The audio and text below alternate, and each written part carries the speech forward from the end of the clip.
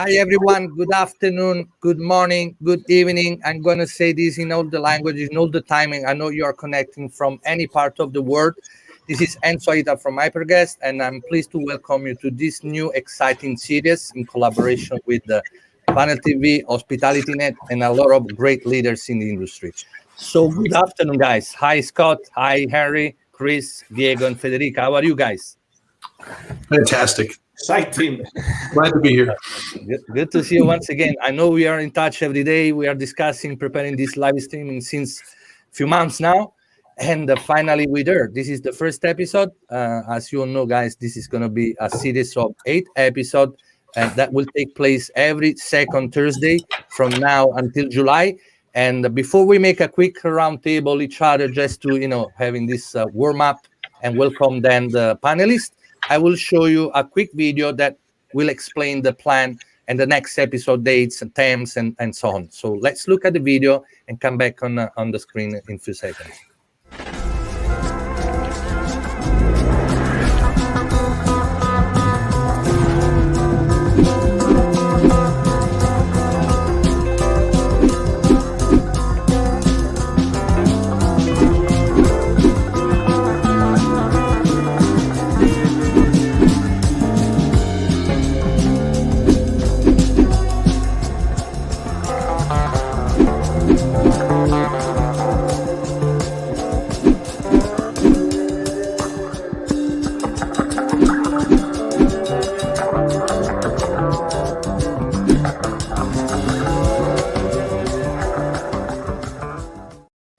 Amazing. So as you can see, guys, it's a very long series.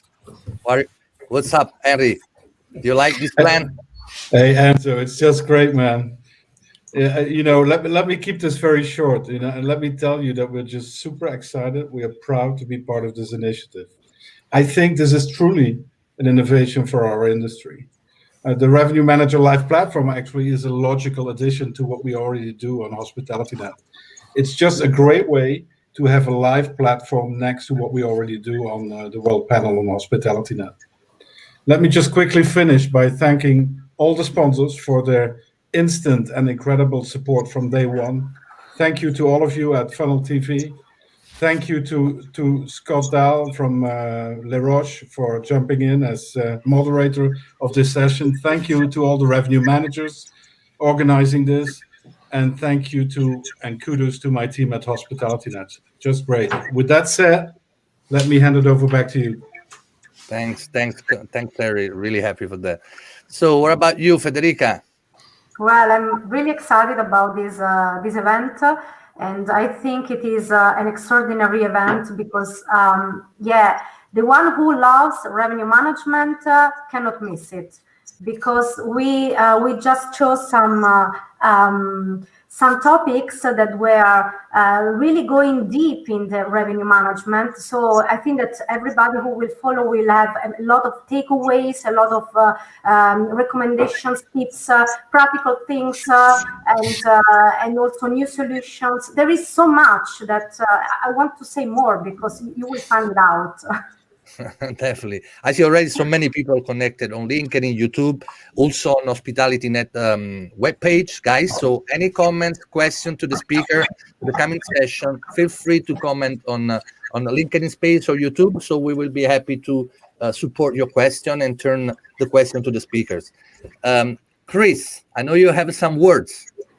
Well, I am so excited, and so we have been working on this event for a really, really long time now, and to get this series going, it's just fantastic.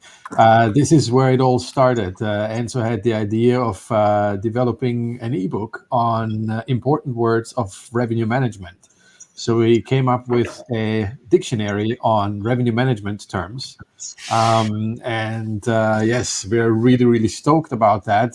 And out of this project, now the whole series started. So it's just fantastic. So excited to be here. Cool. So this is going to be a UG book available soon, guys, in a few days. So stay in touch always with us. This is going to be a big dictionary on revenue management from A to Z. So all about this and not more. Diego, your turn. Yeah, thank you, Enzo. Like always, it's a pleasure to be here with all of you. Thank you, Henry, for all your support from HospitalityNet. Without your help, probably this event couldn't do it. Like always, is something very, very cool. If the last year we made with the marketplace the best event of the year, I think that with that series we're making the event of the decade. So okay. Oh, So wow. don't miss that, please, because we are having a lot of content. We will have great names on the industry speaking in the panels. We will have the best technology in our ecosystem, showing the products and showing their new features, and also we will have 8 of the big, better master classes that you can learn from today. So it's going to be amazing. So thank you very much to give me the opportunity to be part of that, and thank you also for the rest of the group, where you have done a very, very, very excellent job. So thank you very much to everyone. Fantastic. Cool. Right, Scott, your turn, and then we can introduce the panelists. Man, I'm super excited to be here as well. I think Henry mentioned something very interesting, which is really the service that it is. And I think that as we're going to talk about over the next hour, COVID has created a lot of disruption, but some of it is good change that's here to stay. And I think the ability to share like this online is absolutely fantastic. We've got a tremendous panel today. As Diego mentioned, we've got great panels for all the other events. And so I think this is something that we've learned how to do. We've learned how to share. I know for me, I just heard an Austrian guy who lives in Canada say stoked. So I think it's a very international event at this point. And so I'm really excited to get started. So thanks for having me. Perfect. So at this point, I will launch the quick introduction for the panelists, and then you can take it over. Okay? Awesome. So,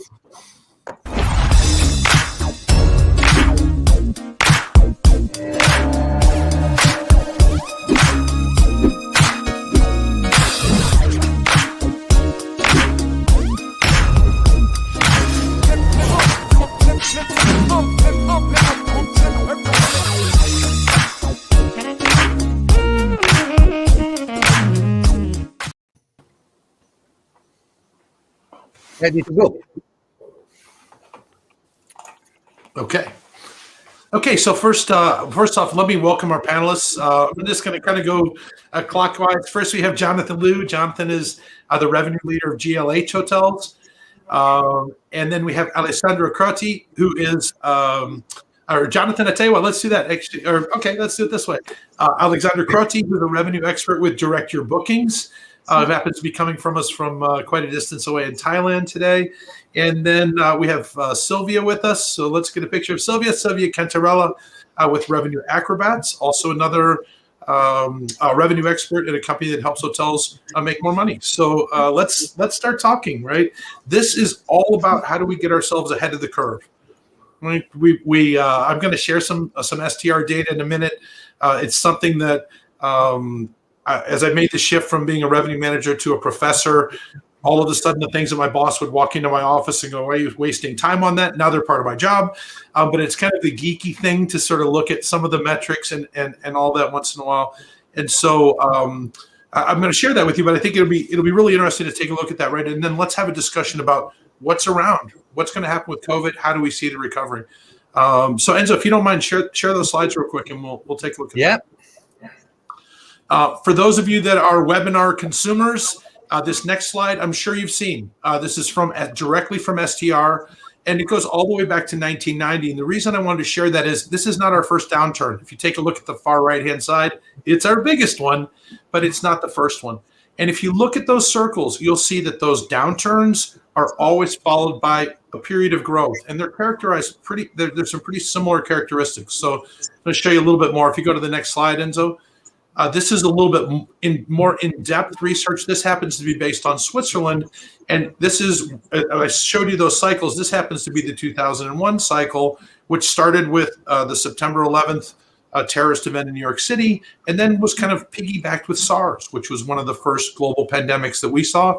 And if you take a look at Switzerland, we saw the immediate decline in occupancy, and what you're looking at is trailing 12-month occupancy, and average rate change. So you see the occupancy immediately decline. No surprise. The occupancy immediately declined for most of us February, March, or April. You see in Switzerland a lagging impact that the average rate continued to grow.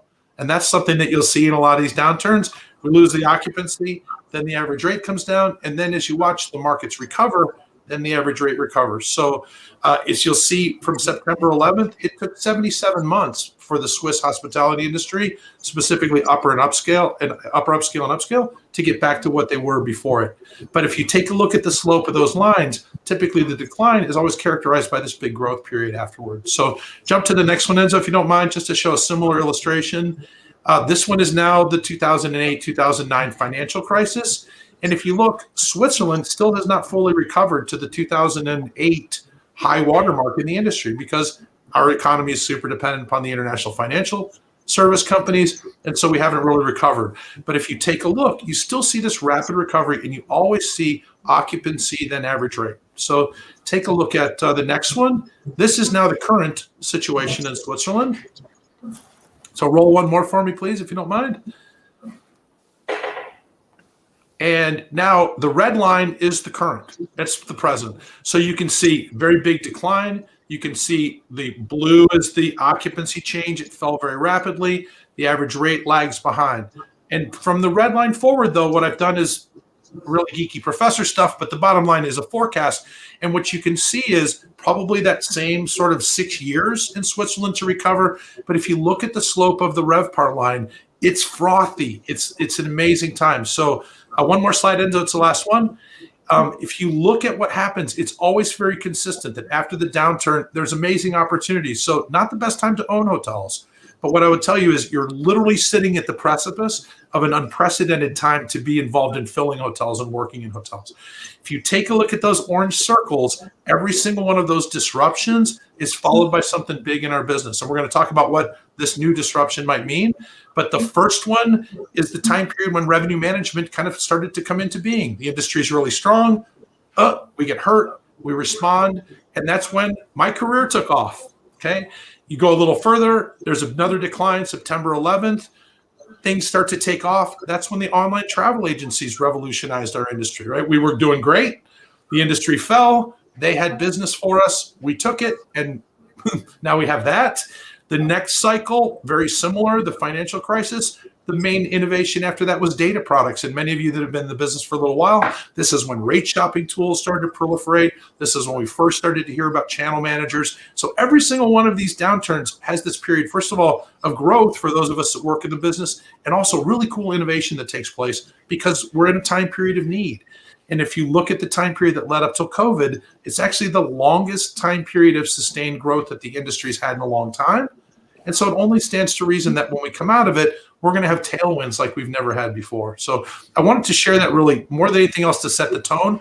This is not a funeral. If anything, this is kind of like a baby shower, if you will. We don't know exactly what it's going to look like, but in the very near future, we're all going to have new stuff to deal with. We're all going to be sleepless and all those things. So I'd like to just kind of throw it out there. And if you don't mind, Jonathon, I'm going to start with you. So based on that information, I know you know this stuff, right? We've all lived in this because owners keep asking us, when is it going to get better? And so far, the only answer we have is not yet. But what's your outlook on the recovery and all that? I'm seeing this as really quite positive. I mean, when we look at some of our stats around search demand, there are so many people wanting to go on holiday, wanting to travel. At the moment for London and particularly the UK, where we're just held up because of the government restrictions, not allowing us to operate. So as soon as we can open our doors, we can see that it's going to start coming through, and that recovery will be led firstly by domestic because of the international flows that are restricted, but primarily the leisure customer. We've been locked up for so long. We want to go and have an experience. We want to be back out in hospitality. Excellent. Yeah, it's interesting you mentioned domestic. I'm sure that'll come up. Sort of what is an obvious order that things are going to come back that we've all pretty much agreed upon, which means some hotels are going to enjoy next year and some hotels are going to enjoy 2024, unfortunately. But that's definitely a very interesting statement. Sylvia, let me jump to you. Same kind of question. What's your outlook? I mean, you're sitting here right now. We're not talking you off the ledge, so you obviously have some optimism. So what are your feelings? Wow, yeah. Actually, I lived through the crisis of 2008, Scott, so I remember well those times, and I lived also through the recovery following. So I'm quite optimistic as well. I think there will be a great recovery because different from the other crises, there's a lot of pent-up demand, as Jonathon said. So people are really looking forward to go back in traveling, and we can see that because as soon as the travel restrictions are lifting, you immediately see demand bouncing back on the short term. And what's different compared to the other crises is that right now we have so much data, intelligence, and new technology, which is really helping us figuring out what's coming next or understanding the new traveler trends. So by leveraging this kind of intelligence and data, we can really make tailor-made offers in order to convert them. So I'm very optimistic that it's still long to go. There's still to run the marathon, but we will see. We have a bright future ahead. You make an amazing point that we're better equipped, right? We have better understanding. We can see that stuff. Jonathon, you also alluded, you see search volume, right, and those kind of things. So we didn't, certainly the first downturn that I experienced, there was no .com, so certainly I didn't see search volume.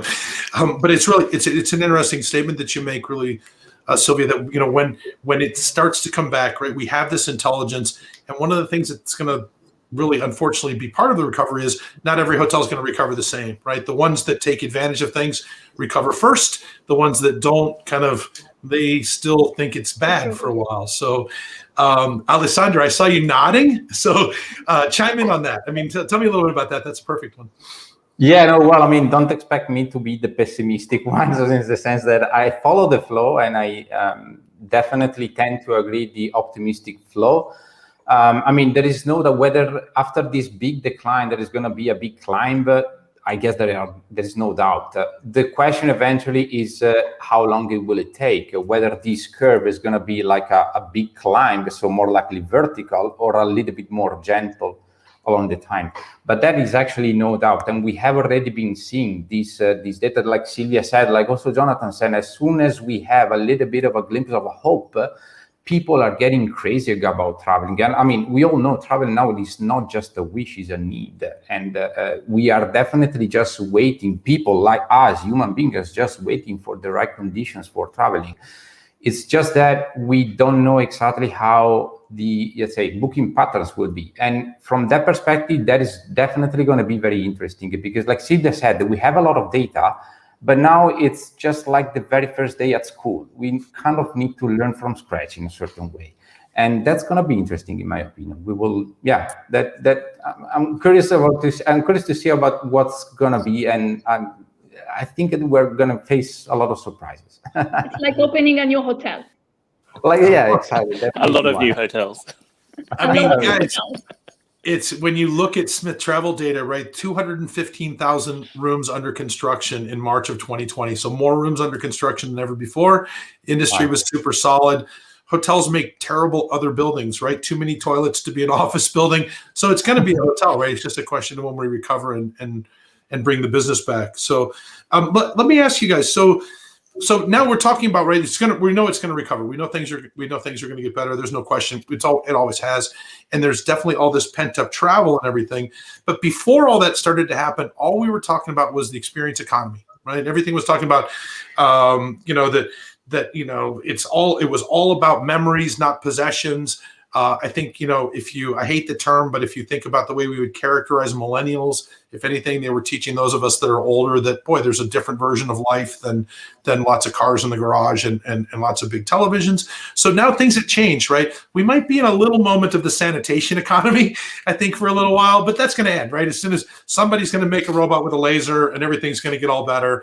And so how do you guys see that? I mean, as we begin to recover, how does personalization start to come back into it all? How does that take over? So let me start with you, Sylvain, so if you don't mind. Okay.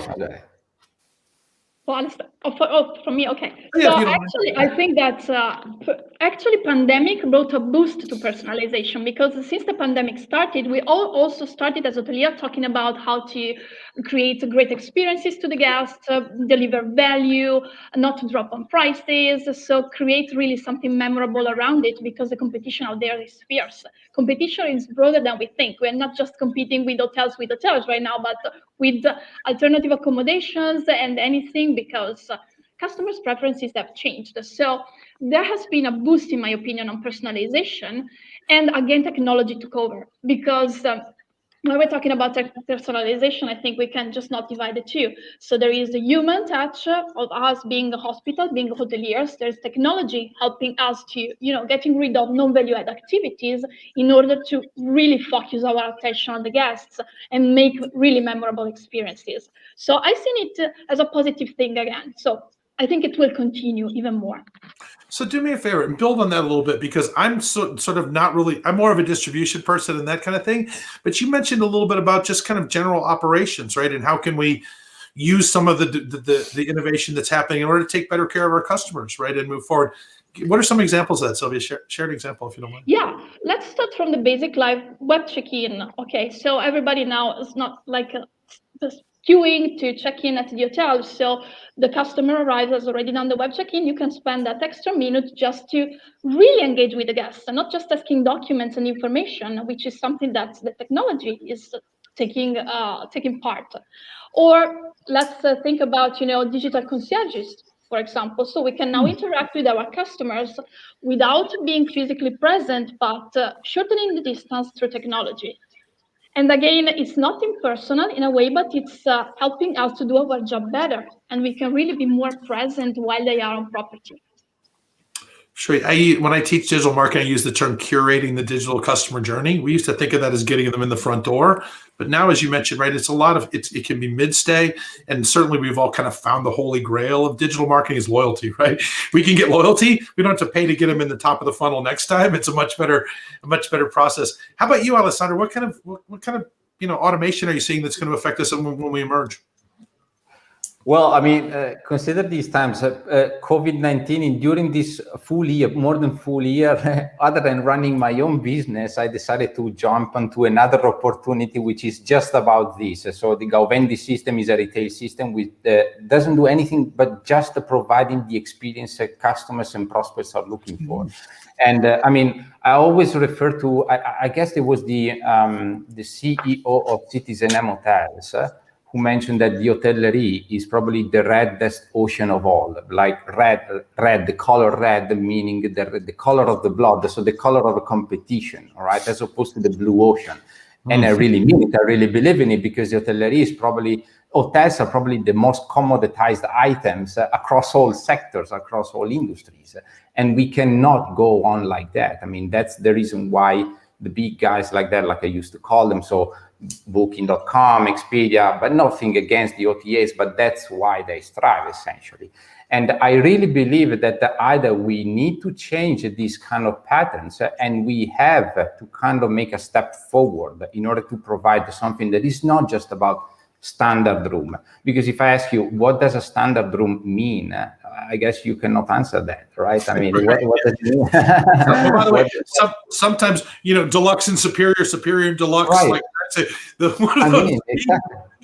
There are no specific amenities that define a specific room type, and yet we still kind of try to sell the same room, the same product. I mean, our rooms, our hotels, our product.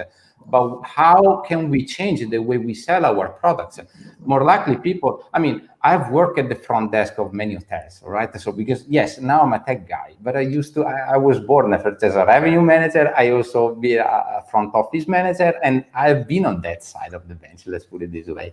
And I know, now there are not many customers flowing in, but I know how many people ask for just a very simple thing like a hotel that is on a higher floor as opposed to far away from the elevator. Those are the things eventually people might be interested in as opposed to a standard room. What does a standard room mean?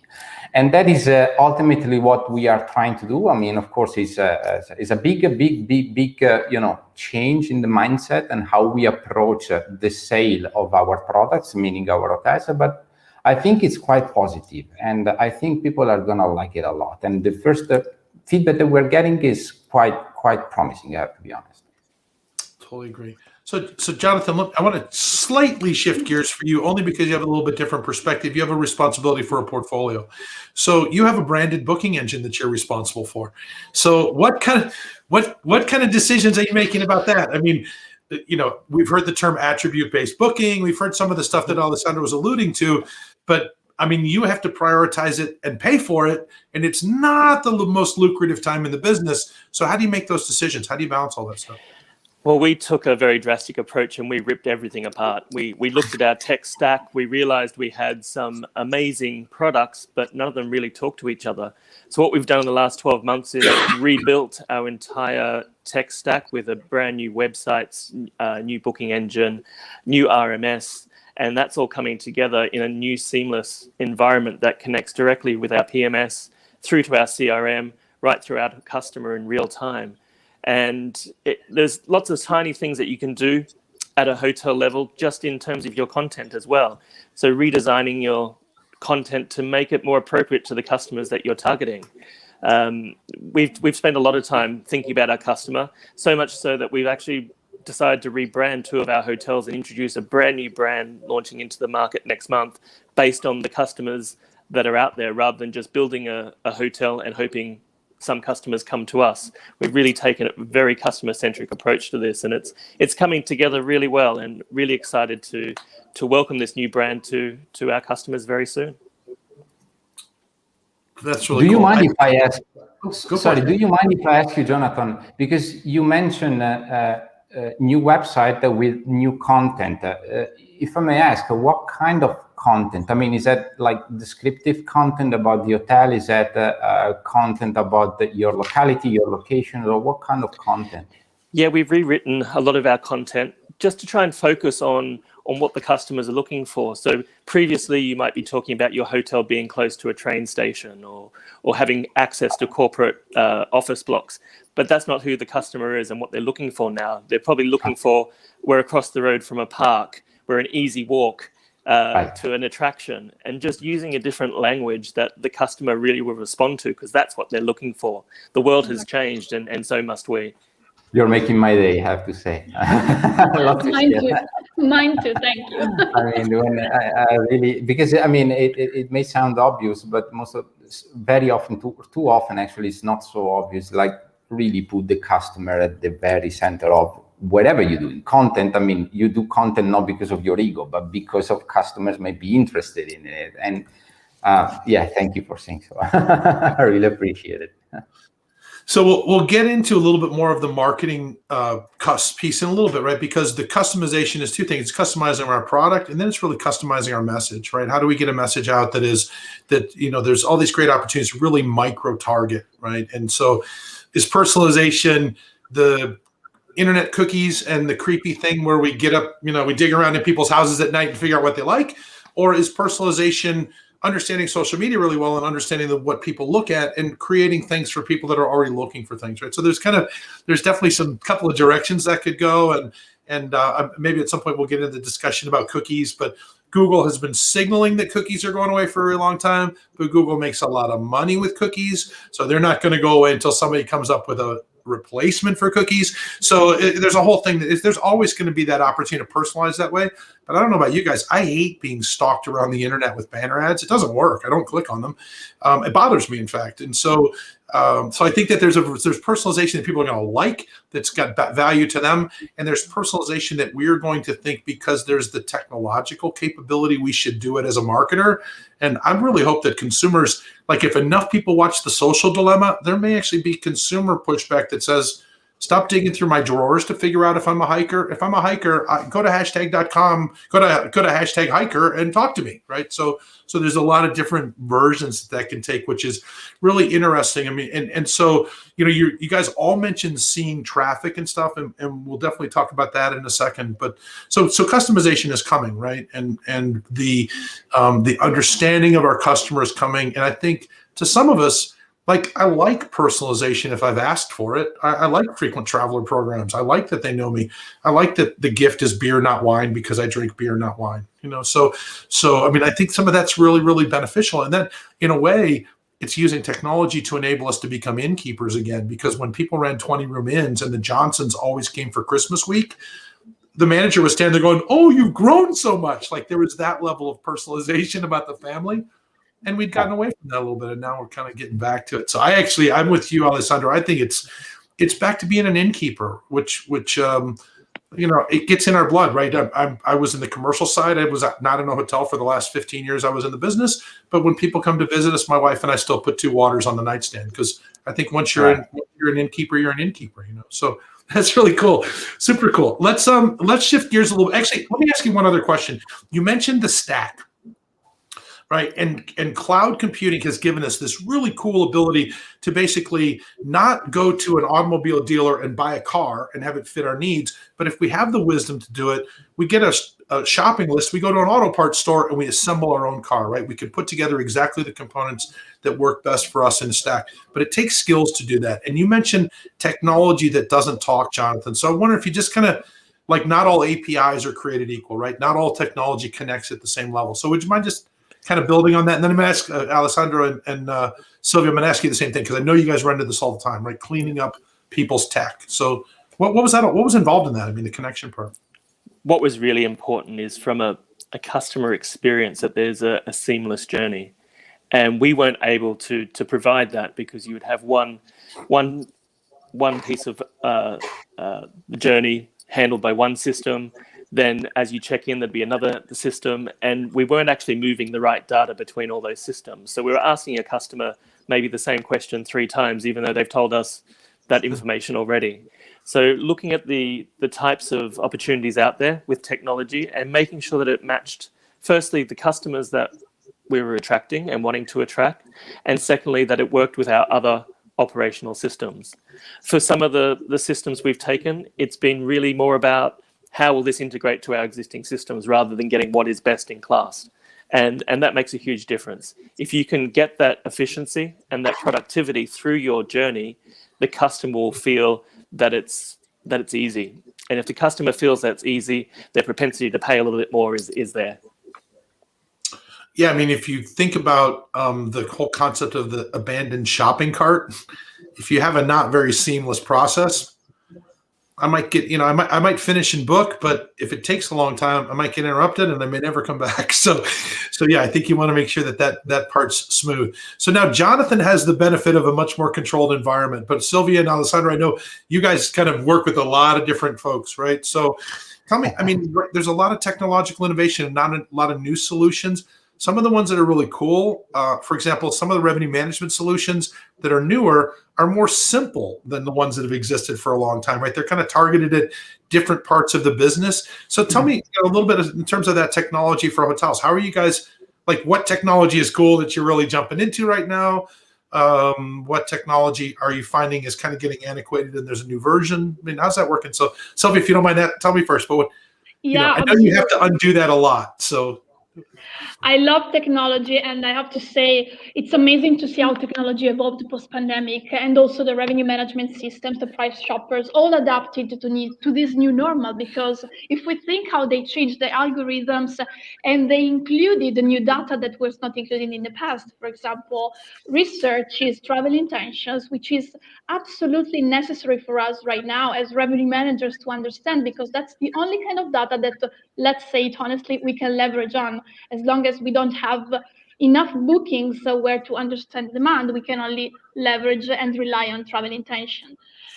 There is revenue management systems, price shoppers, but every kind of technology, I have to say, from my experience, really adapted so well post-pandemic.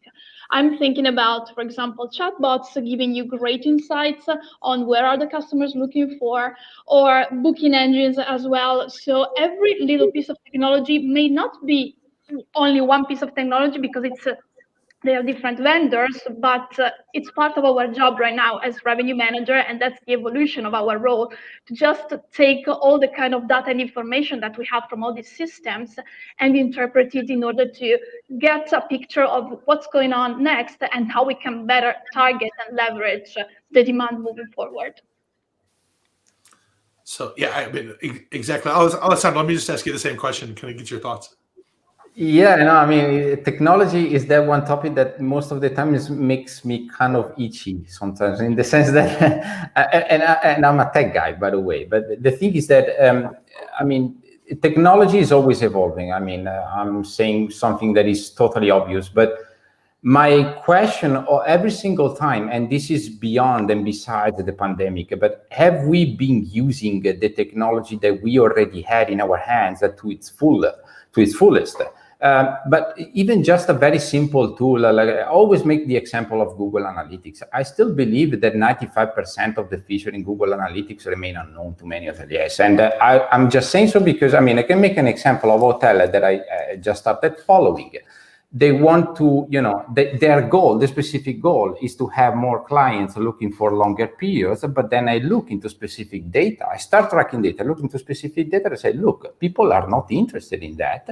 However, you are losing opportunities for that. People looking for or searching for, like, let's say, 3 nights or 4 nights, like a huge opportunity. It was a simple report that was looking at me and saying, big opportunity. Take me. And the other was not seeing. You see, there is not necessarily need of new technology. Most of the times, we might even step back a little bit. I'm not saying that the technology is bad, but okay, I mean, before moving forward, it's like the problem of big data. Also, big data makes me kind of itchy at times because, yes, big data is super cool.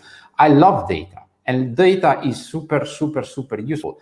But numbers don't lie. There's a saying that said that numbers don't lie, but they're so easy to misrepresent. And I keep seeing so many times falling into the trap of being misled by wrongly interpreted data.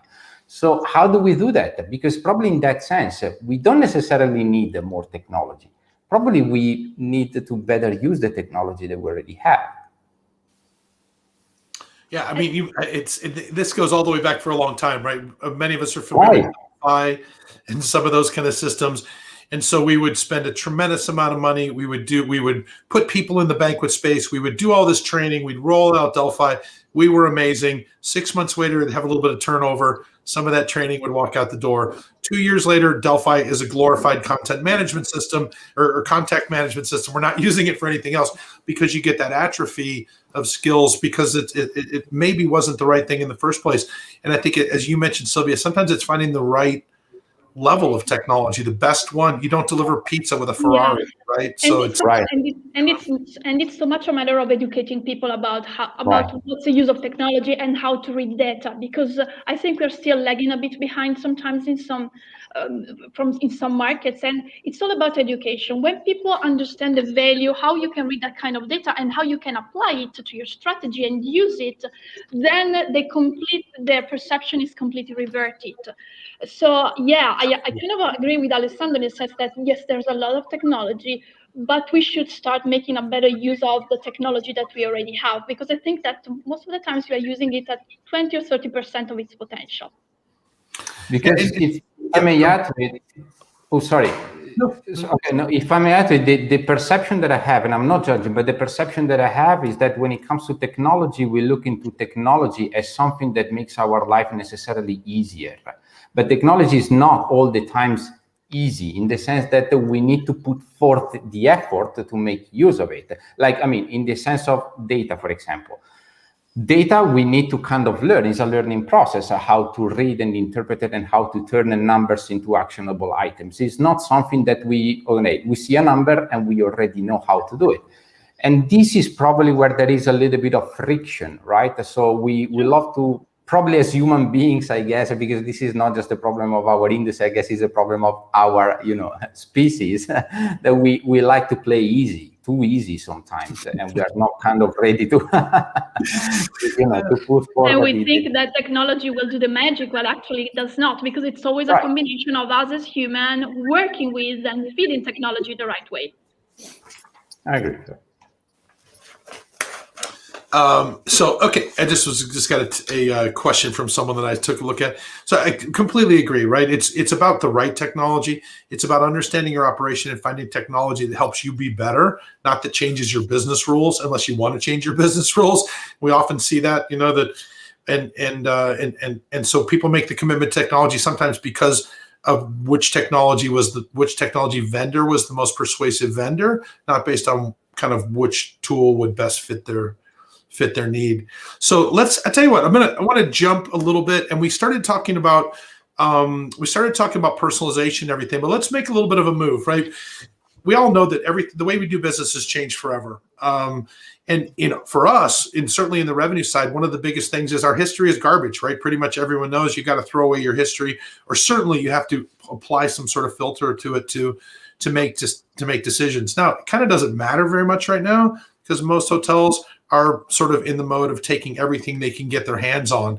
But eventually that's going to get better. It's not always going to be this way. So this is kind of ahead of the curve question. How can hotels sort of make sure that their business processes will allow them to stay ahead of the curve? How can they not see the recovery in the form of their competitors' parking lots being full? Let me ask you that way.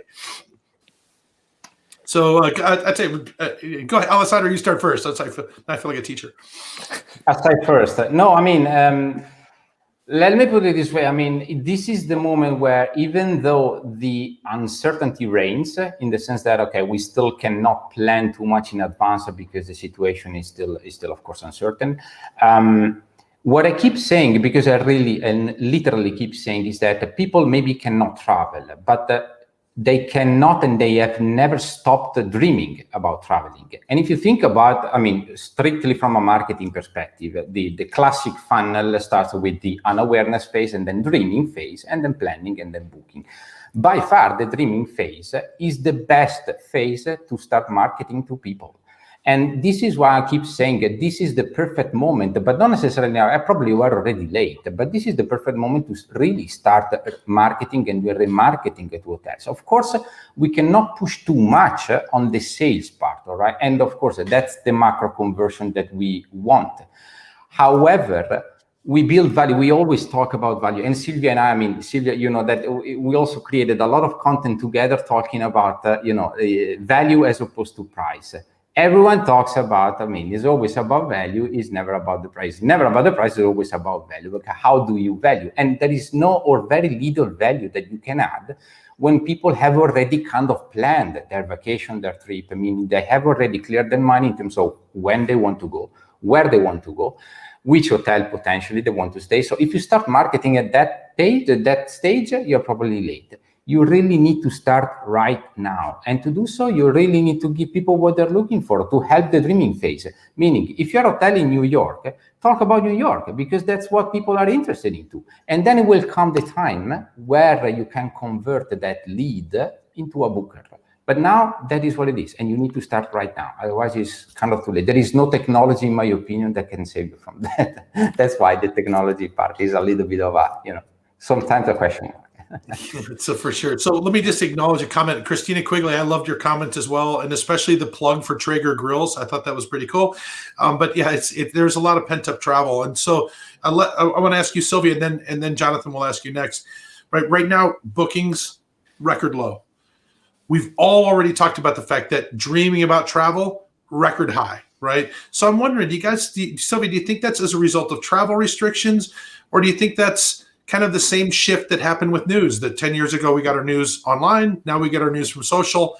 We mentioned, Alessandro mentioned already, it's kind of sliding more towards social and getting in front of people more in that dreaming phase of Google's customer journey. But what are your thoughts? Is it forever? Is it a change? Or do you think it's restriction, pent-up travel oriented, and pretty soon we'll go back to the old thing?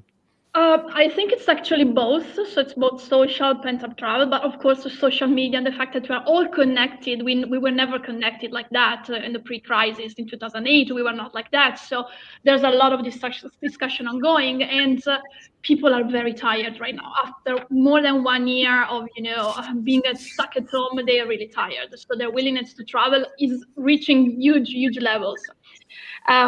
But still, as I always say, as we are all connected, my mantra is, and I always say to the hotels, have coffee and data for breakfast. Coffee because I'm Italian, of course. You need to stay ahead of all the information and news that are out there in order to understand what are the customers looking for. If they are still in the dreaming phase, like Alessandro pointed out, what are they dreaming about? When are they willing to travel? Because only that way, by reading the data, interpreting data, travel intentions. So also for us revenue managers, let's go out of our comfort zone. Let's dig into the marketing digital sites because we need those Google information. And so let's be ready. Let's be ready because we're on a dreaming phase. That's the best way. That's the right moment where we can really show our hotels there and say, hey, I exist, come and book when you're ready, stay with me.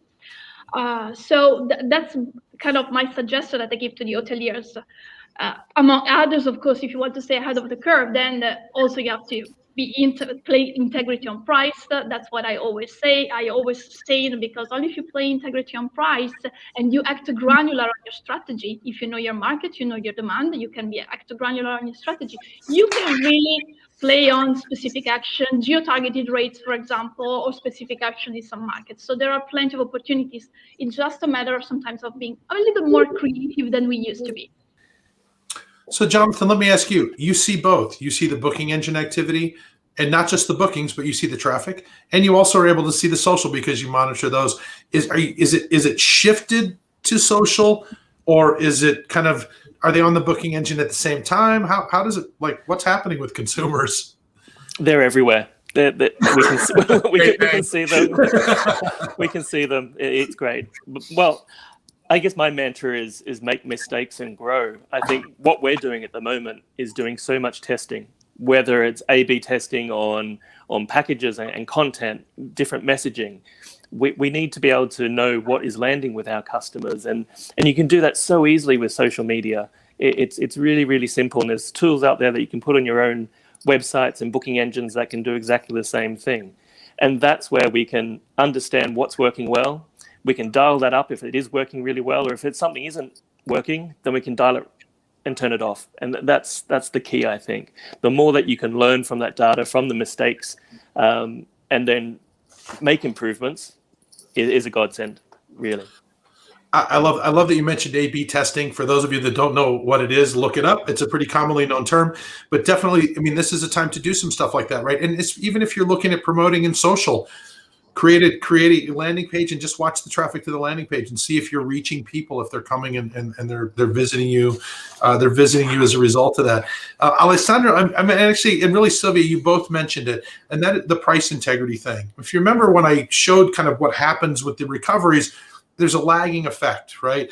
Rates stay for a little while. In the case of Switzerland, they actually grow. Occupancy goes down because the people from the US don't come to ski for 9 days, but Swiss people have bank, so the weekends flourish, right? So the average rate goes up. And then when all of a sudden the restrictions go away, the thing in Switzerland is now they go back to their normal thing, which is Spain, which is Greece, which is the Maldives. It's not Verbier, right? That's where people from outside the country come. So then we see that secondary effect when things start to open back up. But then in the recovery, we see a pretty big rebound in occupancy before we see pricing power return. So how can a hotel, let's say I'm on it, right? I recognize the recovery. I'm doing a good job getting in front of people. I'm kind of, what do? I can't, as soon as I raise my prices, they have infinite commoditized options, as you mentioned. I can't really raise, I don't have pricing power yet, but I want to take advantage of the froth. What kind of stuff can folks do? So I'll go back to you, Alessandro, if you don't mind.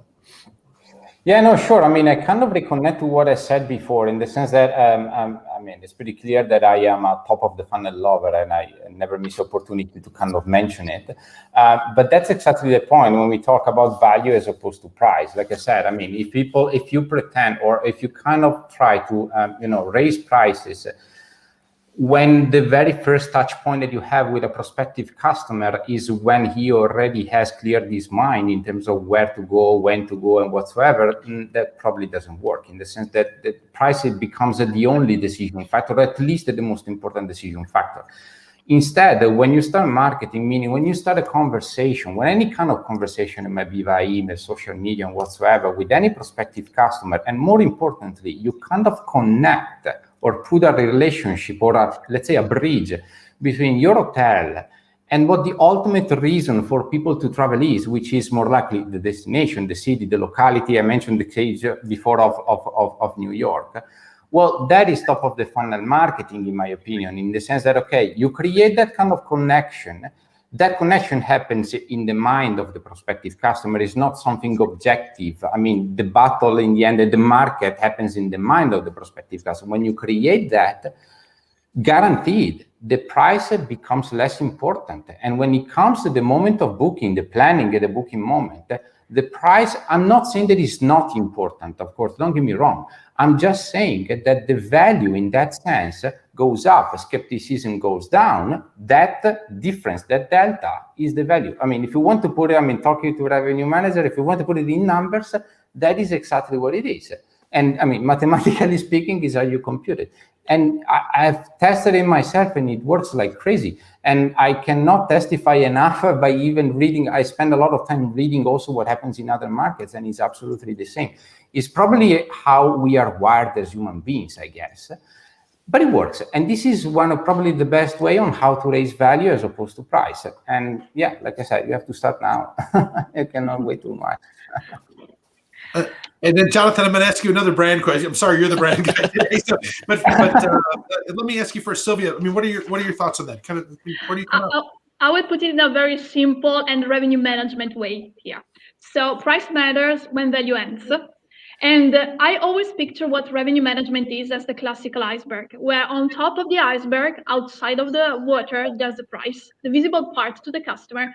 But down underwater, there's everything which makes our job on the day-to-day moment, customer, segmentation, channels. So let's start seriously working on the basis of revenue management, because only if we work wisely on that, and we finally have time to do it, to go back and look at our channel mix, segmentations, who are our customers, how do we want to target, then our price will follow. And I assure you that you will not drop on it. That's great. Now you understand why Sylvia and I work together most of the time. The iceberg is an amazing analogy. And so, Jonathon, I'm gonna roll back to you. I mean, you're in a role where you support hotels, right? And so, but I would imagine if you're in that role and you're successful, you got to guide them to the right place. You don't make them go there, because making them go there doesn't work. It's like raising children.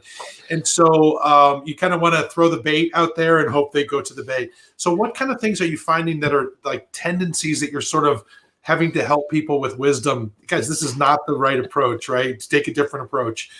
So it's taking a step back and not trying to get to every single customer.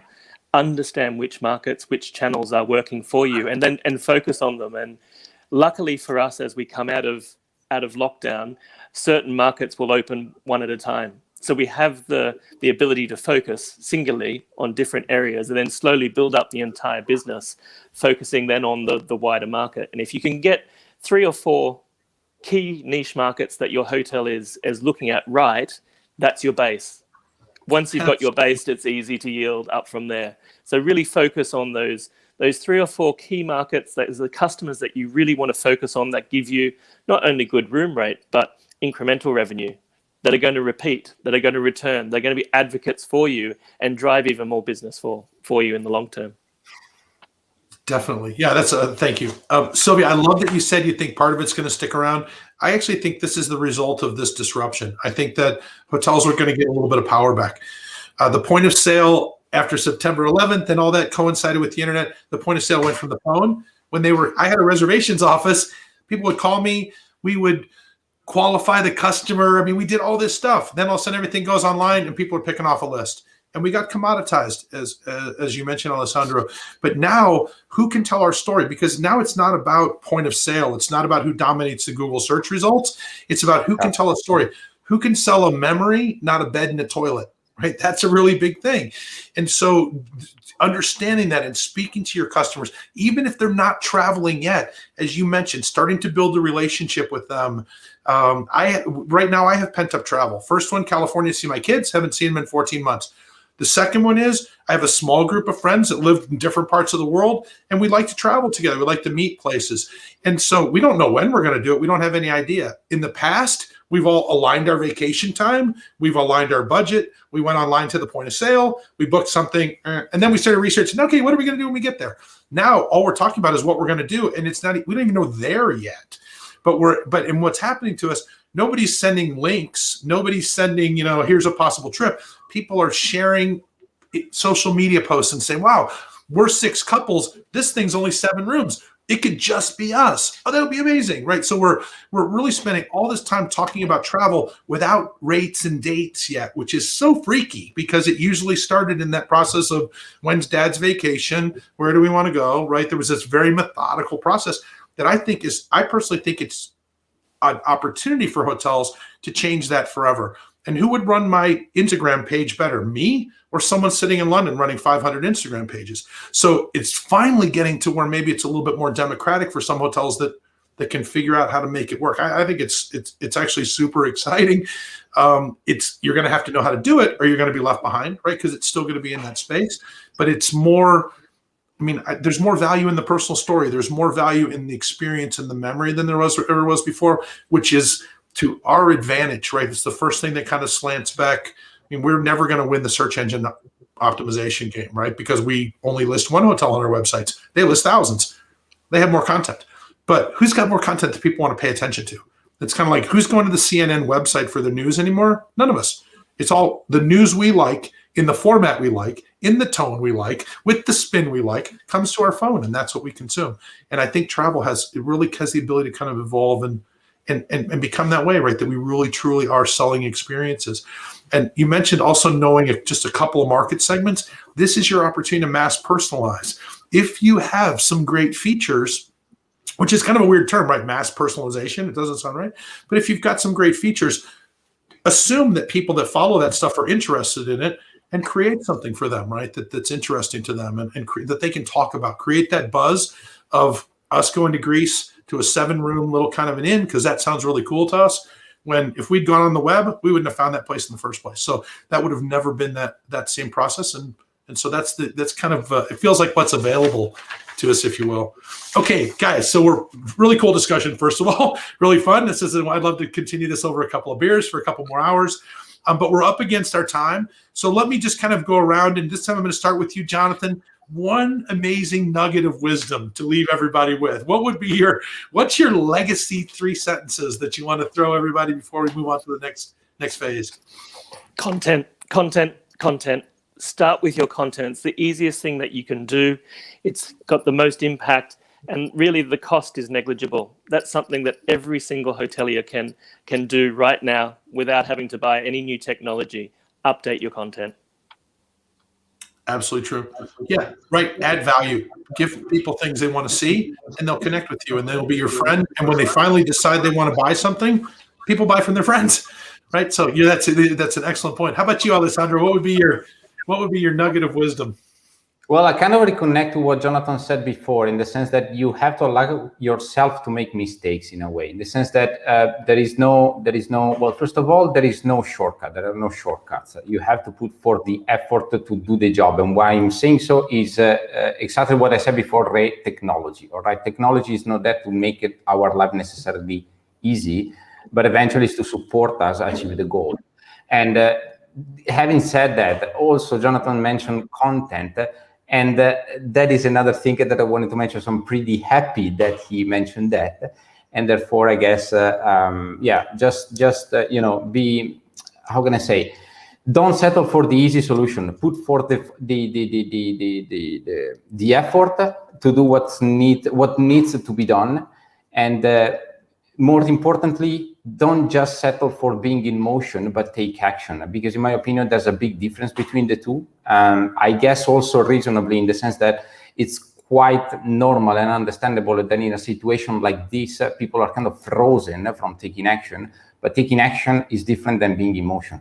I see many hotels and many people, including myself, being, of course, because I'm not a noob whatsoever, having been in motion for too long time, this is really the time to take action, really move forward. That's great advice. So, and Sylvia, lay one on us. My last word, real-time data, stay on top of your data, and don't be afraid to change what you see happening today. Just adapt and change based on the data that you're seeing, for forward-looking data, real-time data that you have today. If tomorrow data changes, be ready to change. It's totally fine. Don't be afraid. Change and adapt. So I always quote Charles Darwin on days that said, it's not the strongest of the species that survives, but the one most reactive to change. That goes along with I don't have to outswim the shark. I just have to outswim you.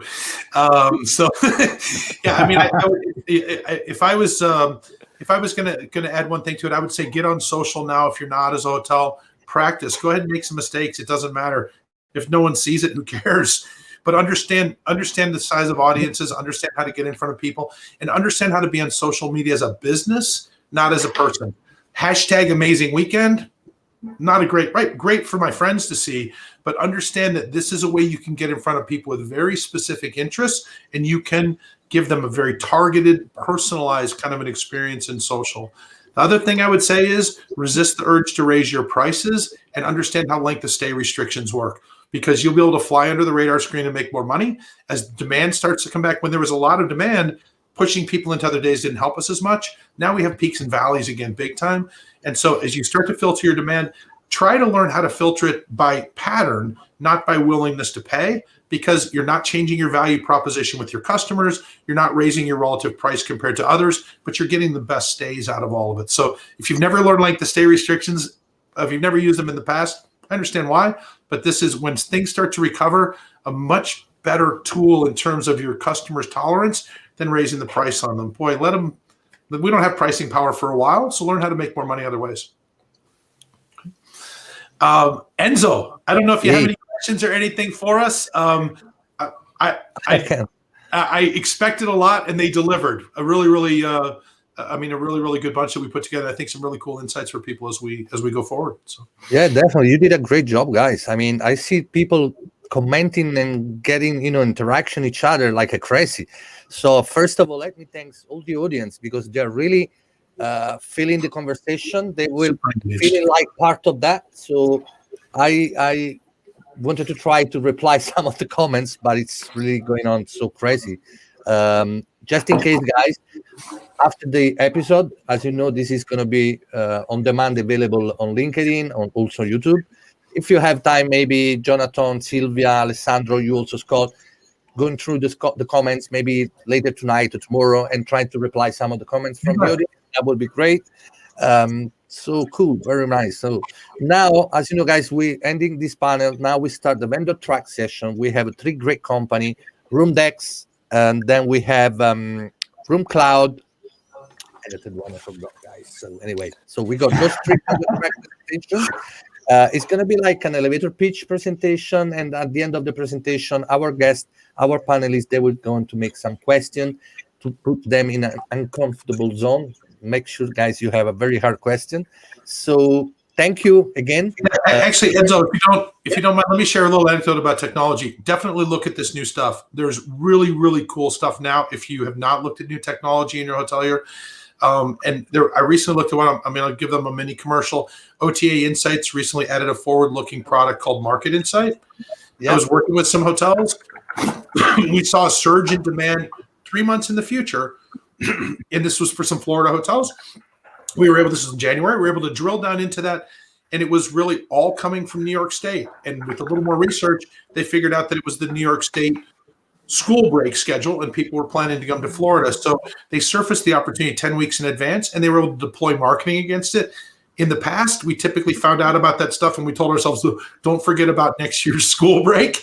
But we never really had the ability to see it before it had taken place. So it's a lot of really cool forward-looking stuff out there. Make sure you check out the technology, because some of it's amazing.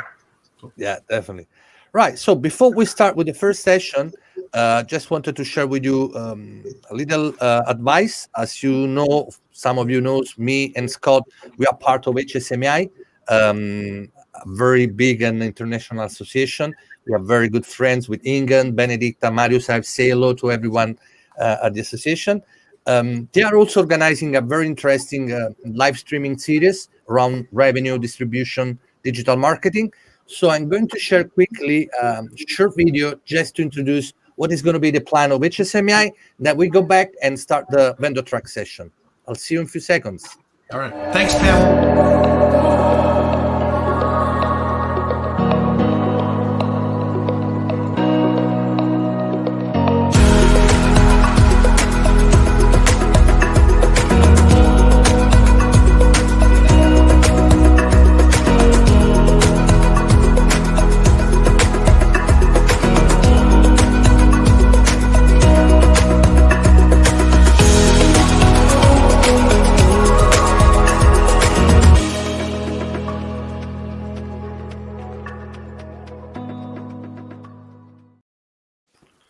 Cool, perfect. So let's start with the first session. Let's look at the video clip of the speaker, which is Roomdex. Hi, Jos, I know you're there. We're going to open your webcam in a few seconds.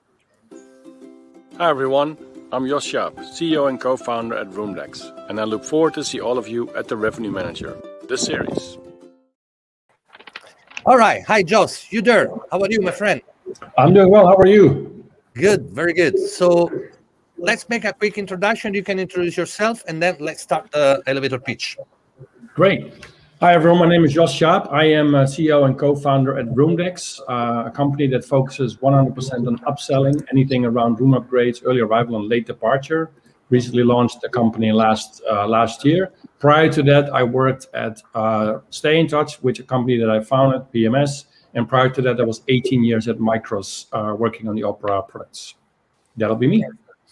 Cool. All right. I'm going to share your screen, and then you can start. Great. Well, thank you very much. Thank you very much, Enzo and team, for having me on this Revenue Manager series. I think it's very exciting. I really enjoyed watching the webinar prior to this pitch from me. Just a couple of housekeeping things. Just obviously a short session, so I have to kind of run through things. Anybody who has any questions, feel free to sign up on the Roomdex LinkedIn page or go to our website and subscribe to our mailing list. Also, if you want to contact me directly, my email is on the bottom here, jos@roomdex.io, and I'll be happy to help you after this pitch with any questions you may have. Let me go to the first screen. All right, so what is Roomdex? So Roomdex is focused on intelligent, automated digital upsells and upgrades. We founded the company about 10 months ago with the thinking that a lot of the tools out there today are not 100% automated. They don't do pricing automated. They don't do the configuration, all those kinds automated. And we thought if we bring out something to the market that makes it easy to implement, has a low risk to try out, it'd be very nice for hotels to use and actually generate some great benefits. So the problem that we see, there's a couple of things that we saw that we can do better. And I think before I go there, I wanted to touch base a little bit on what Scott said in the previous webinar about, be careful with your pricing before you increase it too fast. Don't do that too quick. You have two things right now in a hotel. There's customer acquisition, very important and very difficult in some regions, definitely right now. So you want to be careful with raising prices. And then you have the second opportunity of revenue enhancements, which is allowing you to upsell and upgrade a guest that you've already booked. And the idea there would be that you keep your pricing at a normal level so you can compete with everybody out there. But then once you have your guest booked, you have an opportunity to increase the revenue through revenue enhancements, upsell, and upgrades. What we saw wrong in the current upsell process is two things. The first one is that selling at the front desk is very hard. Not every front desk agent also is a good salesperson. There's usually a line of people behind the person that's being checked in. There's usually not a lot of time to do a proper upsell pitch, so to speak. And then, of course, today you have a lot of issues with social distancing. People don't want to be too long in the lobby and stay too long with a person that they don't really know. So that makes upselling hard at the front desk. The other thing is that we feel that a lot of the software systems out there that do upsell are, somewhat dumb. Might be a little bit aggressive to say it that way, but we feel they're not 100% perfectly integrated with the PMS. They don't do full two-way. There's a lot of manual interaction required for them to work. And above of that, they also require a lot of configuration and ongoing maintenance as it relates to the pricing. Most of the pricing for these applications is done manually. So we think we fixed that problem. What have we done? We've created a system that does the upselling pretty much automated with a very simple setup. So the idea really is that we handle the two-way connection to your PMS. So we prepare all of that for you. Once that's in place, we have pretty much all information we need to do an upsell available in our system. And all you have to do then is kind of verify that information, add potentially a few pictures if they're not available in the PMS, and ensure that the PMS language that you had that we came across is sellable. Once you've done that, the system, Roomdex, will automatically generate the best offers. It will automatically generate the prices that we think we can offer to your guests for both room upgrades, early arrival, and late departure. Once the guest sees those offers, they can very simply click on the offer, they can buy an offer, and we send, once the guest buys an offer, all the information back to the PMS, which basically means that nobody has to do anything in Roomdex. All the information you need to fulfill the upgrade, to fulfill the early arrival, late departure, is immediately available in the PMS. We've seen also great ROIs. We launched only in October last year, so during COVID, which I think is quite interesting, especially since most of our customers have obviously a much lower ADR and a much lower occupancy than they would normally have. But we've seen great ROIs up to 20x, even 40x in the Miami, Florida area where business seems to be very normal. I think what's important, we also have an immediate revenue uptick. Our customers that we've so far have definitely agreed on that. Here's a few comments on that. The ones that I really like as on the bottom, effortless revenue driver. What that basically means is we've kind of fulfilled what we set out we want to do. We implement Roomdex, and revenue is added to the hotel without any effort for the hotel. Going a little bit more in detail to how this all works. The easy part is really the setup. As I mentioned before, we connect to your PMS, we retrieve all information, and what you can see here on the right side are all the features, and I'm talking a bit more about features because we're also preparing ourselves for attribute-based selling down the road. We kind of take all the features of every room category that is existing in the PMS. We ask you to drag and drop those into what we call feature classes that we use to sell based on personalization, all kinds of other information. Once that's in place, you can drag and drop that in there. If you feel there are some features missing, you can very quickly add those. We prefer you to use 3 to 5 word features, which are very clear and concise and make it very attractive for somebody to buy a particular room or a room upgrade. So again, you can see that we have all of this set up for features. You add a few pictures. And then the last part, of course, is the branding. You want to make sure that the email is clearly coming from your hotel. You can do this very, very simple logo. You can do this with some text. The idea really is that we keep the email personalized and simple, so we're not putting a lot of information around the city or the hotel itself in the email. It's really focused on inviting your guest in a personal way to a few upgrades that you have potentially only available for him or her. So it's a really personalized approach that we have taken. The intelligent part that we then have is once the configuration is in place, we look at the rates, we look at the arrival, we look at the departures, we look at people in-house, we look at the type of people that are in-house, so we look at the reservation. We use the reservation to divide people in persona buckets. So for example, a reservation that goes into the weekend probably has to do something with leisure. A reservation that has a connected room probably has somebody on there that's a family. All of those kind of informations are helping us to determine how price sensitive the guest may or may not be, and helps us to determine the right price. The second thing that we've also added and we found very useful is that any language, we can translate the application in many languages, and we use an integration to Google Translate for that, which we have enhanced with our own API to ensure that Google, those few words that it does wrong, especially hotel words or terms, is not perfect there. We have added those and made those perfect, so we can easily, without any effort from the hotel, translate any offer in pretty much any language. We've listed a few out here that are live and working for us. And that helped really also with people buying an offer, because seeing something in your own language makes buying a lot easier.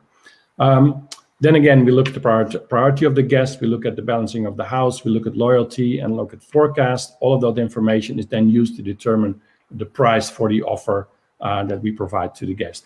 Here you see a very quick sample screen that we have. This is our automatic pricing rate grid. So what we really do is we take all the rates real time from the PMS. So even if you had connected a revenue management system and it would update the price for whatever reason throughout the day, we would take that information, we would put in our system, we would create the rate differentials based on the price that you're selling at today. And then we kind of yield with that, which you see on the right-hand side. On the bottom, on the left, you see the real rate differentials. And on the right-hand side, you see how we would potentially yield, again, based on occupancy, the right price to the right customer. So what's really key here is the hotel does not have to enter any pricing information other than kind of confirming the range in which it wants us to operate. And that's usually in the first week or two, a few adjustments, but that's pretty much it. So far, we've basically seen that hotels can get live very quickly and don't even have to adjust the yielding range because we're kind of on the mark with the pricing that we offer. And I think that's mostly because we're very deeply integrated with the pricing that's in the hotel today. So going through that session very quickly again, how does it work? The email goes out to the guest, which you can see here. A personal, simple email goes out to the guest. The guest gets then a link. They can click on that link and they will see the opportunities that are available. We usually try to show between 3 to 5 offers. On the right, you see a more detailed explanation of the offer. On the left, you see the kind of the standard offer with, as you can see, under more spoils and under more relaxing, the features that were previously created. And that makes it all very easy, very clear and understandable for a guest to buy a particular offer. Here are some sample screens in the various languages, which I mentioned earlier. The same offer is translated automatically in Spanish, German, Chinese, Russian, French, Dutch. We can do all of them, you name it, basically. Once the guest has picked an offer, it will be added to their shopping cart. As you can see here, the room upgrade has been added. Once that has been done, if available, the guests can then buy an early arrival or late departure. And this is an area where we have seen great success, but also we focused a lot of time on being able to fulfill that particular early arrival, late departures. It's one thing to offer early arrival. It's another thing to actually be able to fulfill it. So we have some algorithms in place because we sell these things 2 or 3 days in advance that we can ensure that even then, when the guest buys an early arrival, it can always be delivered on. So we've done some tricks with inventory in other areas to ensure that happens. And again, we've seen great success with that. A lot of the upsell that we see are early arrival, late departure, and we haven't had any issues really with being able to fulfill on that. Once the guest buys the offer, they get a nice confirmation page. The confirmation page is also emailed to the guest. And from there onwards, it goes back into the PMS automatically. So the PMS will now have the new room type, the early arrival time or late departure time. It will have a package or an add-on with the value of those, as well as when the guest checks in, it will show automatically on the guest's invoice or folio to what extent the purchase has been made. So again, no work required from the hotel. There is no confirmation required from somebody in the hotel to confirm that the offer is accepted. All of that goes automatically. We, of course, have some reporting. We're very much focused on the funnel, the selling funnel. So, the number of reservations that can be reached with an offer, the number of reservations that we email, the number of people that then click on that email, and the number of people that accept it. And, then you can also see what they buy, and you can see the amount of revenue that they've purchased with that. All of that can be exported to a CSV file, so you can then look at that in more detail. And, of course, as I mentioned, we're a young company, so we'll be adding quite a few reporting and KPIs in the next couple of months to come. Actually, speaking of KPIs, on the 22nd, I'll be holding a masterclass as part of this revenue series around hotel and upsell KPIs that we think can really help streamline that process. The results that we've seen so far, we're very pleased with them. Again, we're only live for 5 months, and all of our live has been during COVID. Basically, we have 3 hotels that are actually in an area where business is still booming, and that's the Florida, Miami area. Those hotels have 40 to 60x actually, so they're doing really, really well at this point in time. Other hotels that have an occupancy around 20 to 30% is pretty much where we have these figures that you see here from. So we've got great average revenue per stay that goes all the way up to $420. That's, of course, in a more expensive hotel in a very nice area along the ocean, but there is definitely lots of growth and lots of opportunity for us there. The great success we see with early arrival and late departure. I think this is, and I've listed some articles about this in the past. This is an area I think where hotels can really generate additional, pretty much 100% revenue without upsetting the guests. The guests actually like, in general, that they can see and that they can have the room, even if they have to pay for that. They don't mind that. So that's really working well. And there we see an average additional to the room rate of $39 for early arrivals and $45 for late departures. Regularly, we see late departures over $100 being purchased, and that's probably late until 5 or 6 p.m. at the end of the day. Our exposure rate, 65%. Our click-through rates are 25%, and our commit rates are definitely around 18, sometimes even higher percent. Kind of depends also what area the hotel is, but we're doing very well there in our opinion. Here are some of our customers. We currently have about 6,000 rooms booked. We have about 3,000 rooms live. You can see the hotels are all over the place. We have a bunch in the United States, a bunch in Europe, a bunch in the UK. Yeah, so far so good from that point of view. What do our customers say? Here are some reviews. If you want, I'm more than happy to provide you with the link to this deck if you just reach out to me after this pitch at any time. But again, it shows that we have delivered on what we think we want to do. Customers are very happy. We have very little or no effort in keeping them going. There is little or no effort required from the hotel to keep the system going, which I think is a key component, especially right now when hotels, have to deal with not only low occupancy, but also low staffing. A lot of people, many people have now many more heads than they used to have. So automation and easy additional revenue, I think, is a key component that can help hotels really well in moving forward.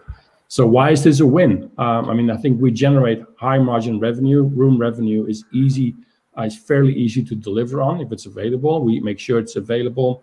The only cost really is the cost of our application. Guests in general are happy. They like being approached in a more personal manner. They don't mind paying a little extra if they want, if it's available. They feel more comfortable with it.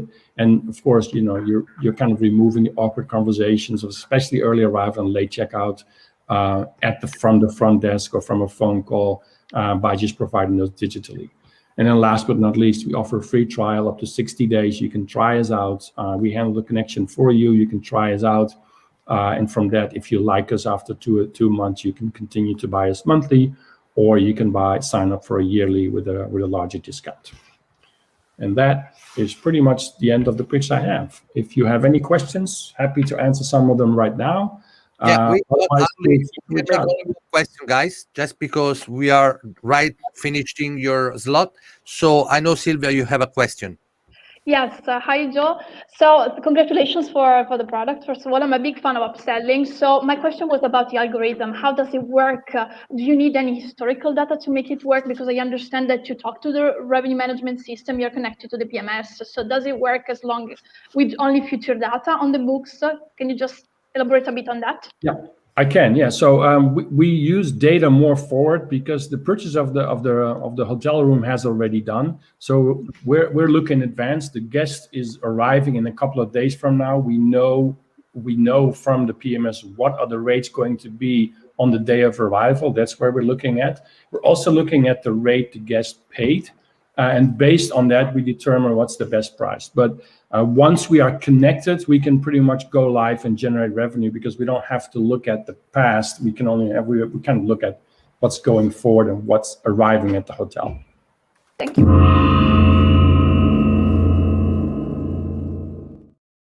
I know it was hard to cut like that. So thank you, Jos. Thank you very much. Now is the time to move to the next session. Stay with us, Jos. You can watch the live streaming on LinkedIn and YouTube, and we'll see you later. Thank you. Thank you. Right, guys. So it's a matter of few seconds now. Just have some breath. Let's cross finger that the next session, the next vendor will take the right time in order to get some more questions.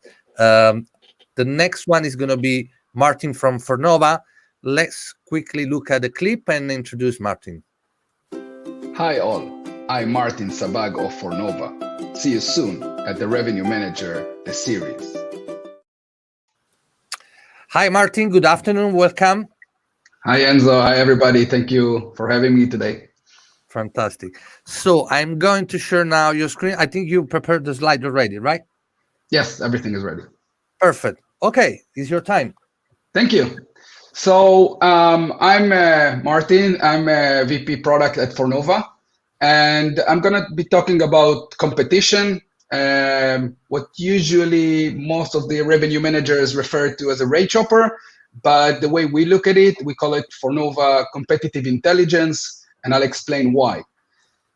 So a bit about Fornova. We were established in 2010. And since then, we've grown quite rapidly. As you can see, most of the top 10 hotel chains are our customers, including also some of the biggest OTAs in the market. And we recently went into other areas like car rental, what we call mobility intelligence, and more. So a bit more details about Fornova. We are a market leader in BI solutions for the travel industry, and especially in hospitality. We serve more than 20,000 hotels at the moment, and as I said, OTAs, especially on distribution intelligence, but also on other things like competitive intelligence, revenue intelligence, and some marketing tools I'll talk about later. We track over 100,000 hotelbrand.coms, OTAs, meta search, and other websites. Daily, we monitor about 1.25 billion rates from different point of sales, and I'll explain about that even more every month. And we are about over 200 people in 10 countries. So Fornova CI is part of a suite of products, which we call Fornova Hotel Business Intelligence, that combine at the moment 4 products. So Fornova DI is what you probably are more familiar with, is the distribution intelligence. It monitors all your channels and meta searches, including your contracted and non-contracted online travel agencies. And we give you insights about it, how your distribution is doing, are you in parity or not, etc. And we also have recently launched a new feature that automatically classifies those non-parity cases automatically by different scenarios. We call it automatic root cause analysis. So it analyzes what is the situation. Is it because a latency issue, a connectivity issue, maybe a brand.com sold out and you're still selling on your OTAs, things like that. Fornova e-commerce optimizer, EC, optimize your programmatic digital campaigns, digital marketing by connecting data from your hotel, from your booking engine, and enrich and other sites, and enriching your digital campaigns. This gives much more click-through ratio, and we see a lot of good results with this tool. Fornova RI, Revenue Intelligence, connects to your PMS, to your production data, and gives you insights in one dashboard. And the biggest advantage for that is for brand owners, chain owners, multiple property owners, or revenue managers, where sometimes the PMSs are different, and you need one dashboard to rule them all. So we connect to all of them, and we give you one big insight dashboard.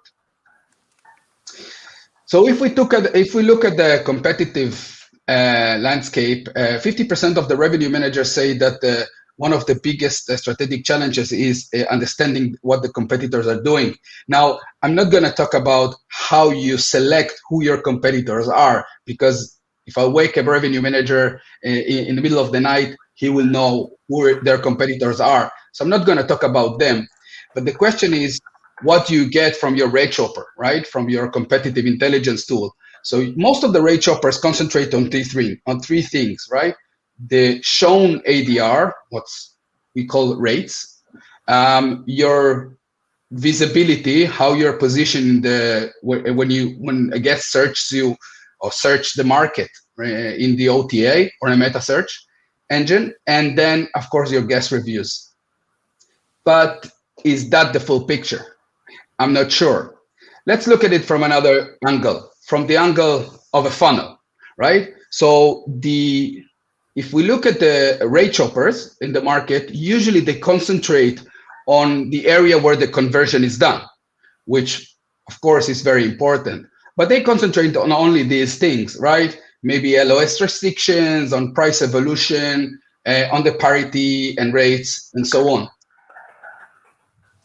But what about the top of the funnel, right? This is especially where the guest is comparing you even before he reaches to the point that he wants to book anything, right? So how you are not only in the OTA, but how you are presented on Google.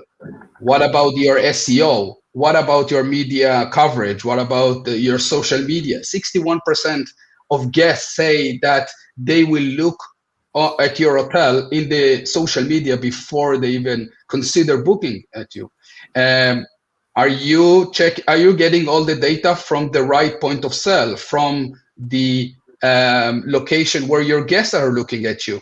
If you have a point of sale manipulation by the OTA, it doesn't help you that your rate shopper just shops the rates from one country. And and especially in these times, in COVID times, where most of your guests are local, it doesn't help you getting it from US, for example, right?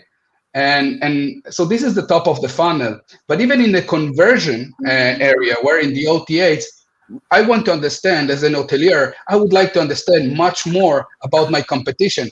Are they using promotions? Are they using campaigns? And even if I'm okay with the price, right? Am I having the same product on the market as my competitors? So the fact that I'm calling my room double room and they're calling their room double room and we are the same price, in the eye of the guest, we might have totally different products. For example, my competitor has a sea view and I'm looking at a different room with a parking lot view, right? Or the size of the room is different. So it's not only about the rate, it's about much more. But I think the most interesting information is the production data.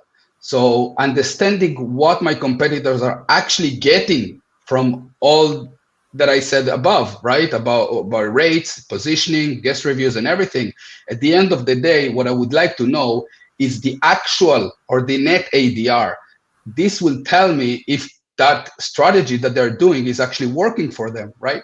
So this is much more interesting information to get from your competitive or from your rate shopper. It's about the revenue of your competitors, the revenue share, net ADR, room nights, how many cancellations they have, what is the average length of stay they're using now, or they're offering, right? How many page views, what is the conversion, things like that.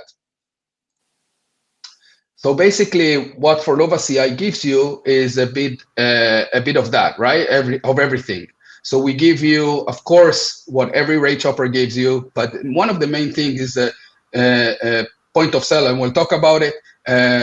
We give you the visibility, we give you scores, the evolution of them, of course, room type, automatically room type mapping, and of course, the revenue manager can override them if they want. We give you third-party rates, because at the end of the day, if an OTA, for example, Booking is offering Booking Basic on your hotel, this is what the guests would see. It doesn't matter that you don't use that price for setting your strategy, of course, but at the end of the day, you will lose if your competitor is offered a third-party rate and you don't, and you don't match that, or at least response to that. And of course, events and demand, and we give also for the chain and cluster managers, we give a chain view. I'll show you in a second. We give you some production data and top of the funnel data. So some of the benefits is understanding really what my competitors are doing, and give you insights about what you should do in order to fix that and to be more competitive. And as I said, for chain and cluster managers, we give you much bigger insights. I want to show you some of our screenshots as well. So point of sale, we support over 70 different point of sales using millions of residentials IPs to be able to simulate shopping as your guest would shop the price or would search for the price. Okay, and that is crucial every day, but especially in COVID times where you need to look for the prices from where exactly your customers are looking at.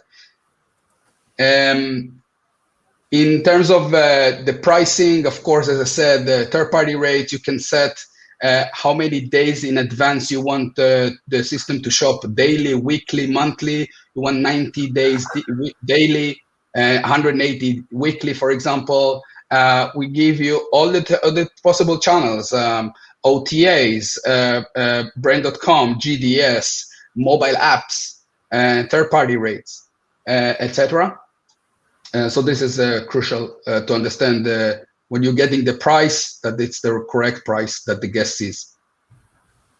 In terms of market visibility, we give you one dashboard to see all your channels and how you're doing in each day. Not only your absolute position, but also how you are relative to your competitors. So, for example, if you see a red day on the calendar, it means that regardless where you are positioned in the search results for that market, your competitors are higher than you. Okay, so that's crucial.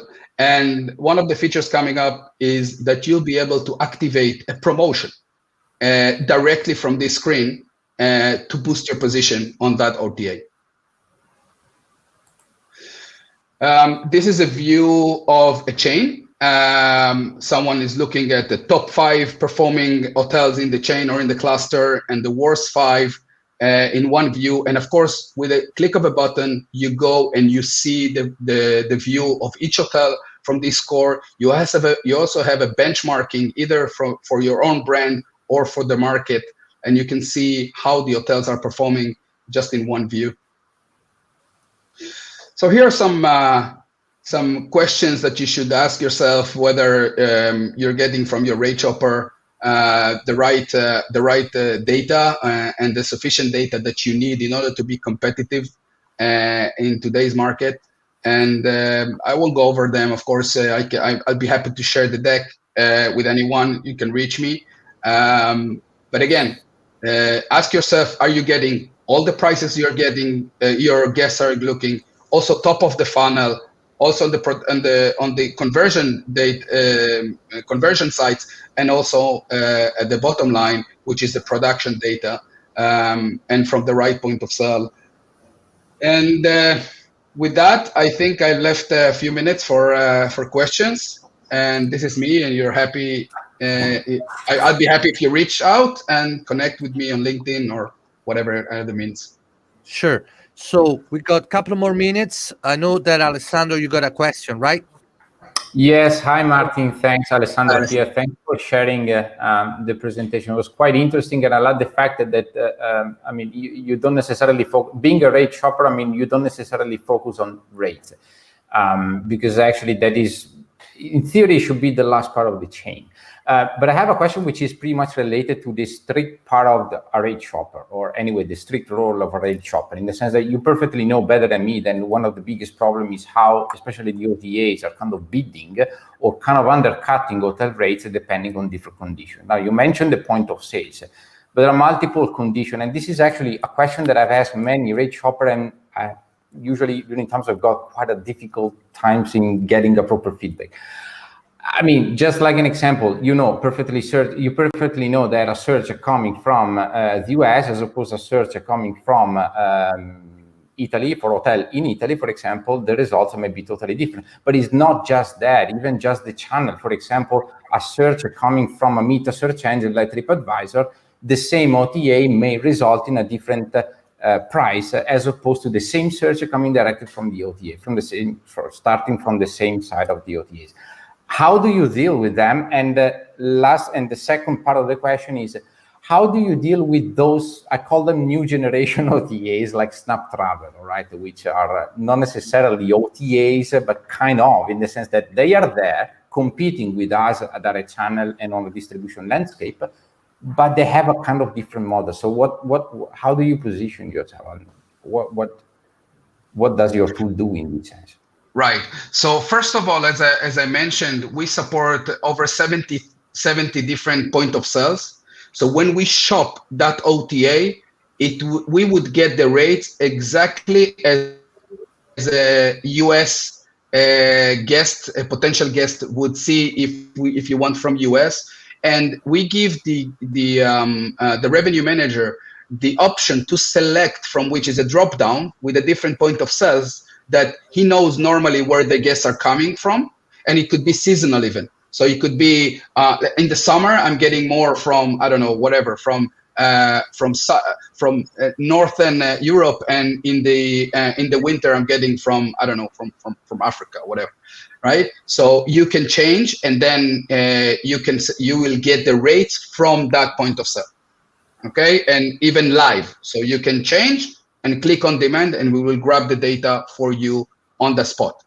In regards to your second question, it's usually those what you call new generation, I guess maybe they're not the contracted OTAs, right? These are the OTAs that you as an hotel don't have a direct relationship with them, but they still offer your inventory, right? With them, we deal mainly with the distribution intelligence tool, with DI. First of all, by finding them. Usually you would find them on the meta, right? And then in order for you to understand who is leaking your inventory, we do test reservations. So we will know exactly who's that wholesaler that leaks your prices to those uncontracted OTAs. Okay.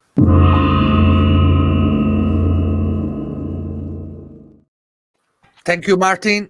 Your time is gone. Thank you. Really appreciated your presentation. So see you next time. I know you're taking part in some other episode in the future. Thanks Fornova, and I'll see you later. Bye.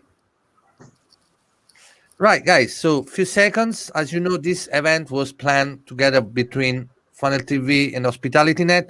Before we introduce the next session with RoomCloud, let's take a few seconds break, and I'm gonna have you some fun now, guys. You don't know very well Henry Rollins. I'm gonna show you the real Henry Rollins now. My name is Vito. You know, my family owns hotels. Many hotels. Business is terrible. You know, attending the Revenue Manager conference is my offer. You cannot refuse.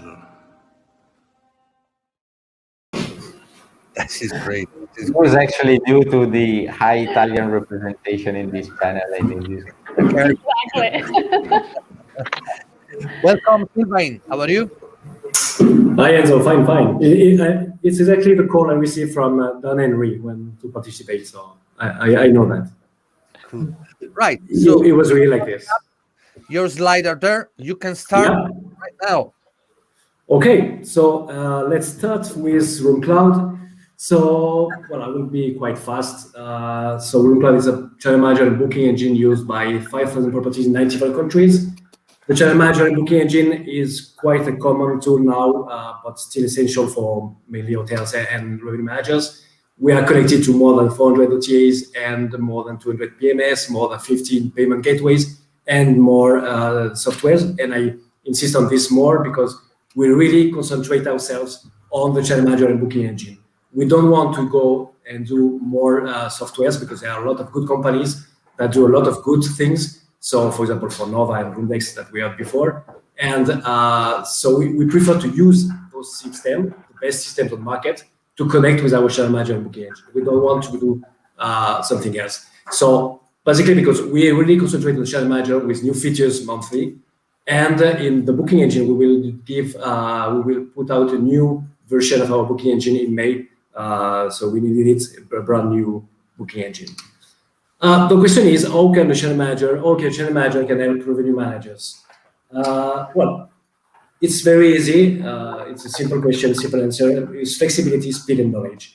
What does that mean? Well, we'll be quite fast on those first points. Flexibility, so on sub-sales, That means that, for example, you need to be reactive when you use a channel manager. So you need to update your price and your stop sales and your availability as fast as you can. So you can easily put a stop sale on a particular rate and room and a channel. So you need, for example, to close the non-refundable rate on all channels and to leave only the standard rate open on your website and not on the other channels because it's the last room that you have. Flexibility on the date, so you need to go fast and make various period at the same time. You can choose a date, you can specify a value, which means you put 200 euros, it sends 200 euros. A variation, you put plus 10, minus 10 euros, it will change the price accordingly, and you can specify factors, so you can say for this period I want plus 10%, for example. So you need to go very fast when you move your rates. Flexibility and managing, so this is a bit special. We can connect a lot of Booking.com, Agoda, whatever, Expedia, whatever you use inside one account of RoomCloud. So we have, for example, an owner of 2 hotels that manage all these is 2 hotels inside one account of RoomCloud. So he doesn't need to go and have multiple windows open. You just have all in one calendar.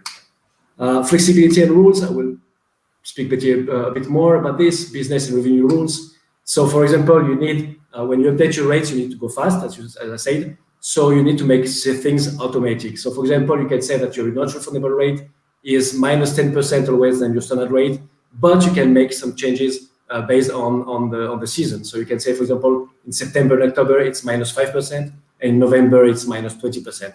So you can already prepare all your changes during the months, and it will go automatic. You can do the same things for the portals, so the channels.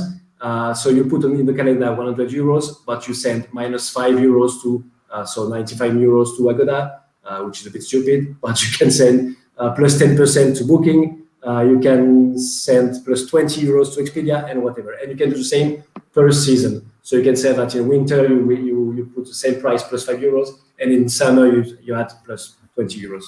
It depends on what you want to do.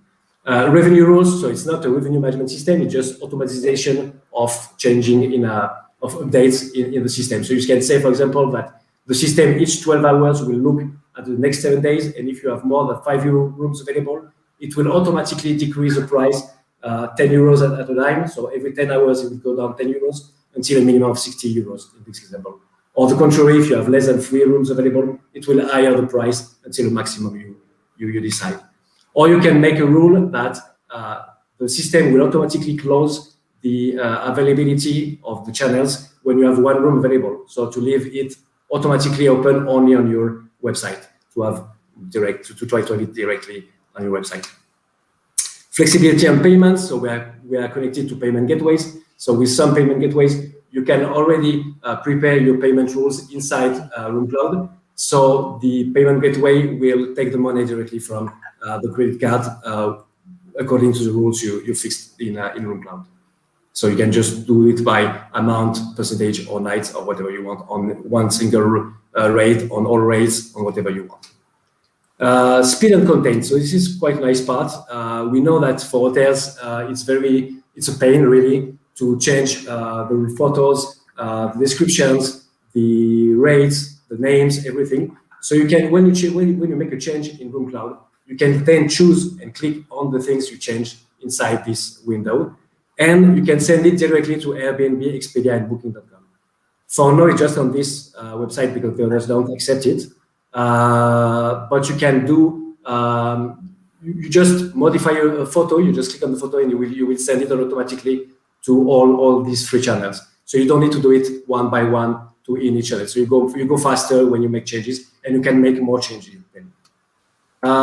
Speed and configuration, because you can directly, if you want to make some Booking.com offers, you can do it directly inside RoomCloud. You don't need to go to Booking.com anymore. You can see and answer the reviews from Booking.com directly inside this. You can manage your Airbnb listing from inside RoomCloud. You can answer messages from Airbnb directly from here. Knowledge and main KPI, because we have some dashboard where you can see your what is the check-in, check-out, new reservations, revenue room nights at the year, top channel selling your rooms, top country buying your rooms, etc. inside the dashboard when you enter. But you can go in deeply into details for the booking engine with next 30 days, last 30 days, and the trend for the year. You see some information about the conversion, what device they use, what language they use to look for in your booking engine, where do they stop, to where they leave the booking engine. Check-in pressure is quite interesting. It's all the dates which are looking for on your booking engine, not with reservations, but all. So you can say, for example, that you know that there is a lot of research for the 11th of April, so you maybe need to make an offer, or at the contrary, put higher the price. You can manage your meta search, so you can see activate it directly from here. You can see what is activated, and you can see your results. We do regularly some reports for our clients. So this one, for example, was for France. So we see, if you look at the orange line, that the reservations are a disaster for now, but which is quite interesting, the average daily rate and the length of stay are very much higher than the rest of the other years. So there is not a warm price yet, what we see. At the contrary, people are paying more than other years.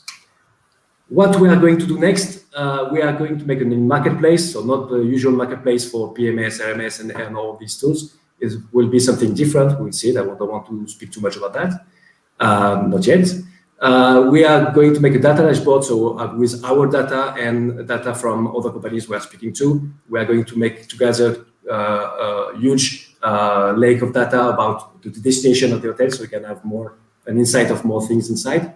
We are adding always more KPI in the dashboard. We are going to make a new rate shopper, not as developed as Fornova, but a nice one. We will rebuild our mapping menu, so the hotel can easily map the rooms from the channels more faster and more easier to do it. And we will add more features that I can't say now, but we will see in the next future.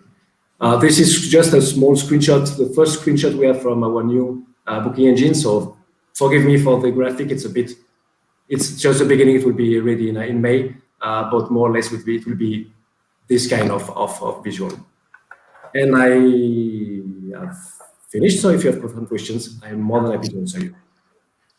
Okay, cool. Thank you, Sylvain.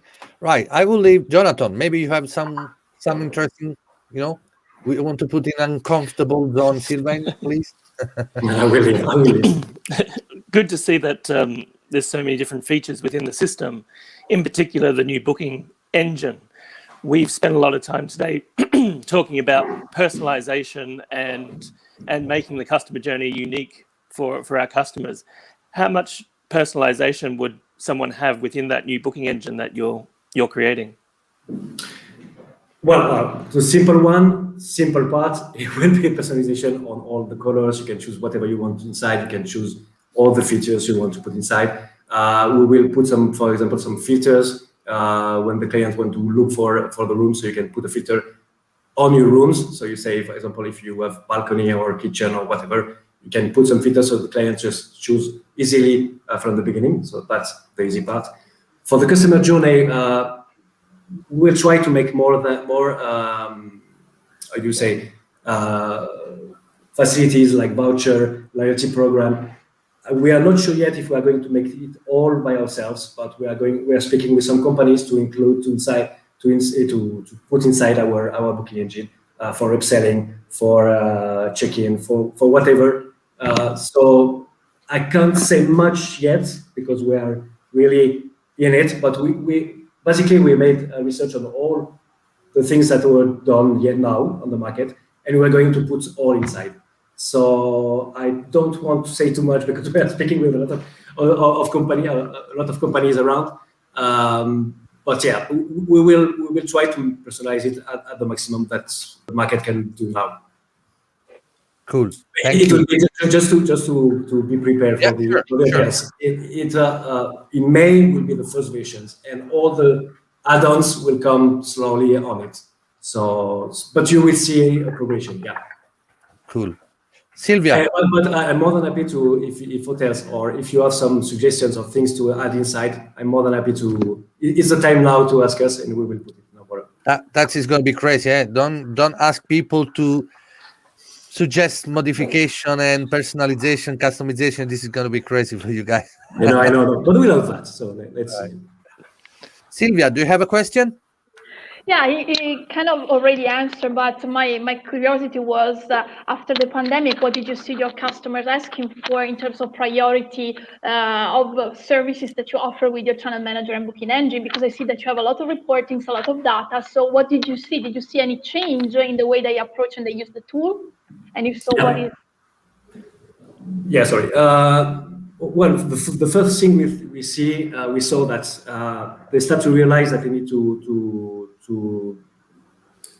redefine the distribution. So that's why we are doing now a lot of reports, and why we are going to add more data inside RoomCloud, because they need to know what are the channels or OTA or GDS or whatever. What are they doing now? What are they doing for in terms of reservation in this area? So they are asking us a lot more of advices about what to use to sell out their room. So the first things, that's why we are going to make a new tool inside our RoomCloud to look for exactly the channels you need for you, what you're looking for. If you need corporate, leisure, family, French, Spanish, whatever, you will have a tool to say, okay, I want this criteria, and it will give you a list of the channels that you need, maybe, and with some statistics about if they're doing well or not. Because what we are doing, what we are speaking to them now is that it's good to have volume, the volume makers, Booking.com, Expedia, etc. But you need to see as well all the quality makers, which say longer stay, higher rates, less cancellations. So, but they don't know which one they are. So we are giving them now all these details. So they are asking a lot. We are making a lot of internal webinars to show them what we don't make it public on LinkedIn, for example, but we make a lot inside to show them on the French market, on the Spanish market, on Italian market, or in Paris, what is the situation now, and who is this useful to use. Amazing, thank you.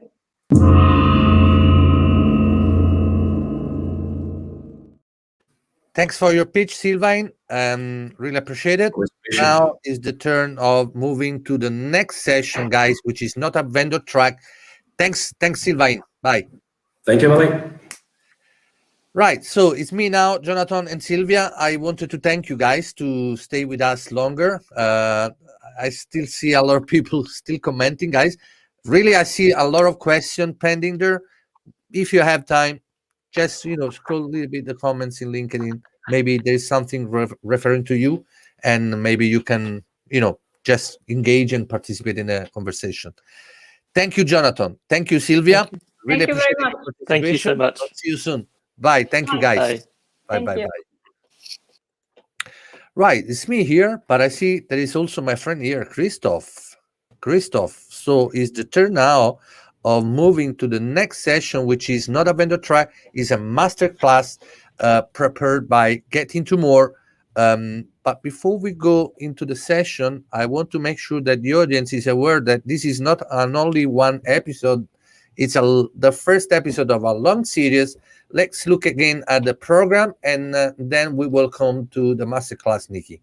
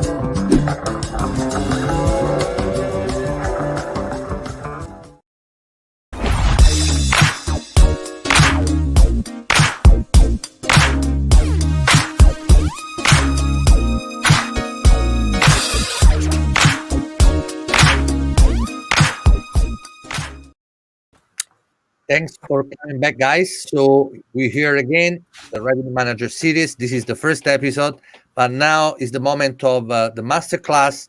Before we introduce the speaker, let's look at the video clip of Niki. Hello everyone, I am Niki van den Broek from Get Into More, reporting live from sunny Antwerp, Belgium.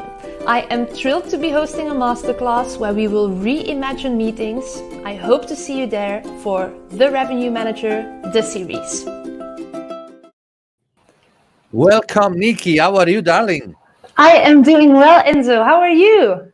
Well, busy since a few hours now, and things are going great, I hope, from the audience. Right, so I will leave the words to you. I know that with Chris, you've been preparing your masterclass. Maybe before we start in the session, you can introduce yourself.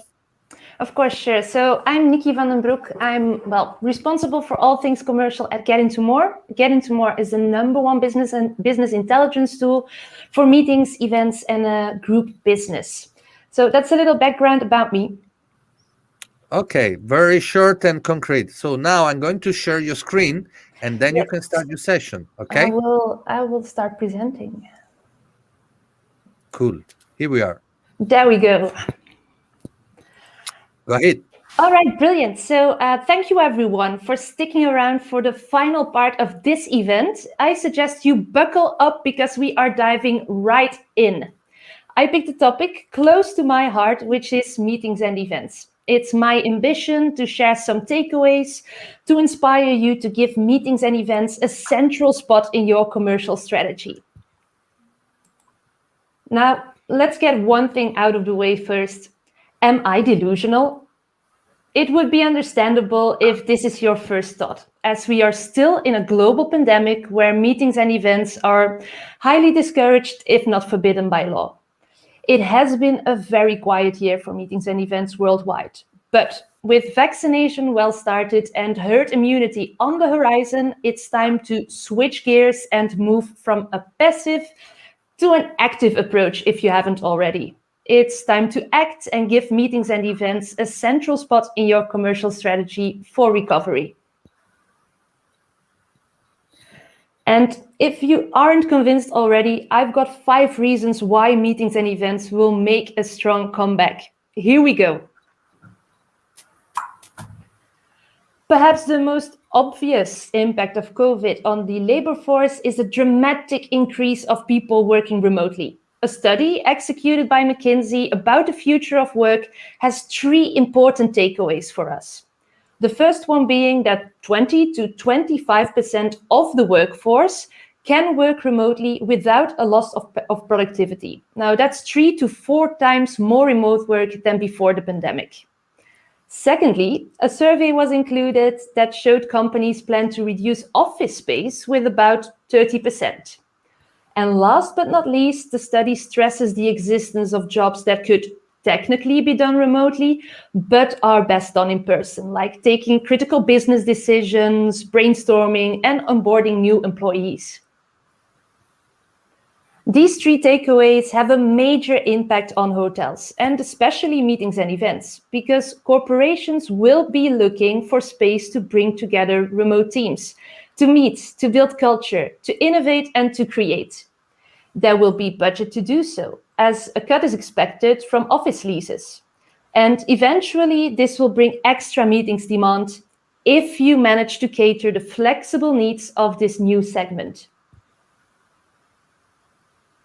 Secondly, corporations have re-evaluated travel, and it is expected that business travel will decrease a bit, mainly because virtual communication tools have proven to be quite effective for one-on-one discussions. This opens new doors, though, for meetings and events. Bear with me while I take one step back. What is the purpose of business travel?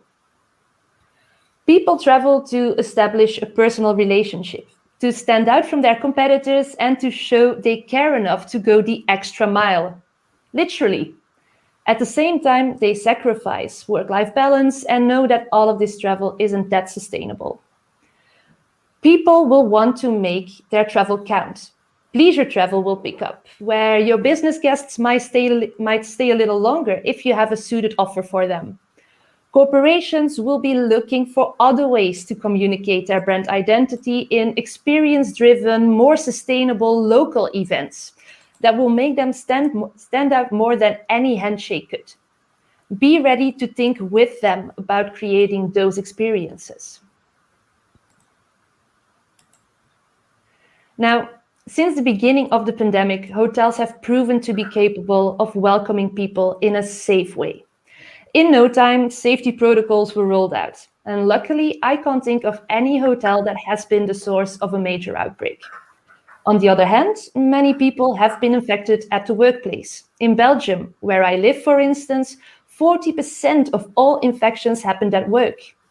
Hotels will continue to take the lead to provide safe spaces where employees can meet without employers having to worry about safety measures. Big hotel brands are partnering up with rapid testing suppliers to ensure safety even more. Now, what are you doing to ensure your guests have a safe experience as we move out of the pandemic? Watch out though, there's a thin line between making your guests feel safe and scaring them away by taking it one step too far. Reason 4 is that I'm not a cat. I don't know if you've seen this viral video of a lawyer having a tough time on Zoom when he appeared in an online court hearing with a cat filter over his face. If you haven't, I would definitely recommend you type "I'm not a cat" in YouTube right after this masterclass. Now, Zoom fatigue is definitely kicking in, and apart from stressful technical issues like the "I'm not a cat" one, being on a video call is much more exhausting than an in-person meeting. You have to pay so much more attention to catch nonverbal cues, and in face-to-face conversations, you play with silence to gather your thoughts or to let a message sink in. But if you do the same on a video call, it's perceived as very awkward. The more people you have on a call, the more difficult it becomes to have a conversation with a well-known, "Oh no, you go first," as an example. Obviously, we are thankful for this technology right now, but I don't know anyone that isn't looking forward to the real deal again. Reason number 5 has absolutely nothing to do with the pandemic, which feels like a breath of fresh air. The trend is related to remote work, but takes it one step further. More and more, we see people that choose to live and work like modern-day nomads. They work freelance or are dedicated to a certain company, but their location of operation is flexible and changes as they please. Now, due to automation, many location-sensitive jobs will disappear, while creative and innovative jobs that apply for this nomadic existence are on the rise. Will your hotel cater the needs of these modern nomads? They live online. You won't find them, they will need to find you. They'll expect to look and book online, no strings attached. Now, we're all hungry for business, and meetings and events is a big piece of the pie. If you look at hotels using our solution to help them implement a strategic approach for meetings and events, this stream accounts for about 25 to 35% of total revenue. Currently, we see that for hotels that are very strong in their local markets, this share has even increased. Now, for all reasons mentioned before, we expect a steep bounce back once restrictions are lifted and it's safe to meet again. I therefore highly recommend you investigate new needs, you dive into new meeting segments, you reevaluate your offerings, you talk to everyone involved and not involved to get fresh ideas to make sure your hotel captures demand when it returns. Because I can guarantee that a simple copy-paste of your offering pre-pandemic will not set you up for success. Now, unlike in sports, you decide when you want to start running. There's no cheating. On the other hand, there will always be things on your plate that appear to be more pressing or more urgent. One thing is certain though, if you never start, then you'll never finish. And this brings me to the final part of this masterclass. It's time to set yourself up for success. I strongly recommend you focus on the following 3 strategies moving forward. The first one is stand out from the crowd. Just like in leisure travel, we see that people are looking for authenticity and uniqueness. What is unique about your offering? I spend more time on hotel websites than I dare to admit, and quite often I read that one of the most delightful aspects of a meeting room is that it has daylight. As if I'm a houseplant. I admit I have been feeling and acting like one for a year now, but maybe daylight isn't what I'm looking for in a meeting room at all. If you have an attention span similar to mine, daylight means windows and windows mean distraction. Imagine having a meeting room or having access to a meeting room with no distraction at all. You walk in, you put your phone in a time lock box. There are no windows, there's no coffee, there are no cookies. Just you, your team, and the job that needs to be done. Now, obviously, you wouldn't want to stay a full day in such a room. Maybe even half is a bit long. But for 1 or 2 hours, I can guarantee miracles could be performed there. Maybe you'd even want to offer subscriptions that gives a team access to a specific brain box type of room 2 hours a week. Now, key to standing out from the crowd is that you need to be actively looking for ideas, for innovation and ways in which to differentiate.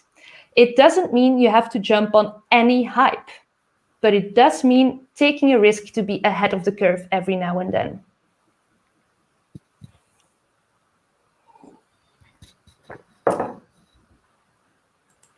So the second strategy is to make them an offer they can't refuse. Or, in other words, implement revenue management for meetings and events. We've briefly touched on this before, but for most hotels offering meetings and events, this stream will make up about 30% of total revenue. Imagine the positive impact impact you'll have once you start actively optimizing this revenue stream. As we are working with larger revenues attached to one inquiry, the decisions can make or break your month. The stakes are high, but the rewards are even higher. And of course, you're not on your own here. We at Get Into More offer specialized business intelligence to help you implement a data-driven approach for meetings and events. One with dynamic pricing, dynamic inventory management, everything to empower you and the team to send out the most competitive offer with confidence. An offer they simply can't refuse.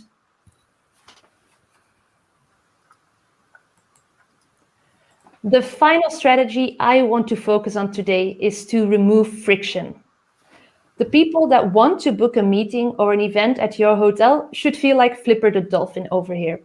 The experience needs to be seamless. It should be difficult not to confirm the meeting, not the other way around. And when I'm talking about friction and meetings and events, I'd see two main areas of improvement. The first one being everything that's happening pre-arrival or at the booking stage. Classically, booking a meeting is the result of an endless back and forth between a hotel sales rep and a meeting organizer. The meeting organizer is unable to check availability online, to see the full offering with rates online, or to simply book and confirm online. On the other hand, a hotel room can be booked in the blink of an eye. Something seems to be out of balance here. Why not enable organizers to book simple meetings on the hotel website? I'm not talking about larger events where the help of a designated professional is highly appreciated, but the plug-and-play style smaller gatherings that make up a decent amount of total inquiries. What you experienced with OTAs in the early 2000s is now happening for meetings. Evaluate if you want to put your inventory on an online booking platform. As with OTAs, there's benefits and concerns. Does the good outweigh the cost for your property? If so, do you need channel management? And will you implement a flexible pricing strategy just like you do for rooms? The second area of improvement is everything that's happening on the day of the meeting or your on-property experience. If I'm the organizer of a multi-day complex event, I'd want to be welcomed by the hotel team in person and be reassured everything will run smoothly. But on the other hand, if I'm just coming in for 1 or 2 hours at the brain box, I'm not there to waste any time. A mobile key to open the box would be delightful. This type of experience is already available in co-working spaces with whom you will compete for future business. There are numerous apps, tools, and gadgets out there, all designed to give your meeting guests a better experience. Would you consider using them for your property?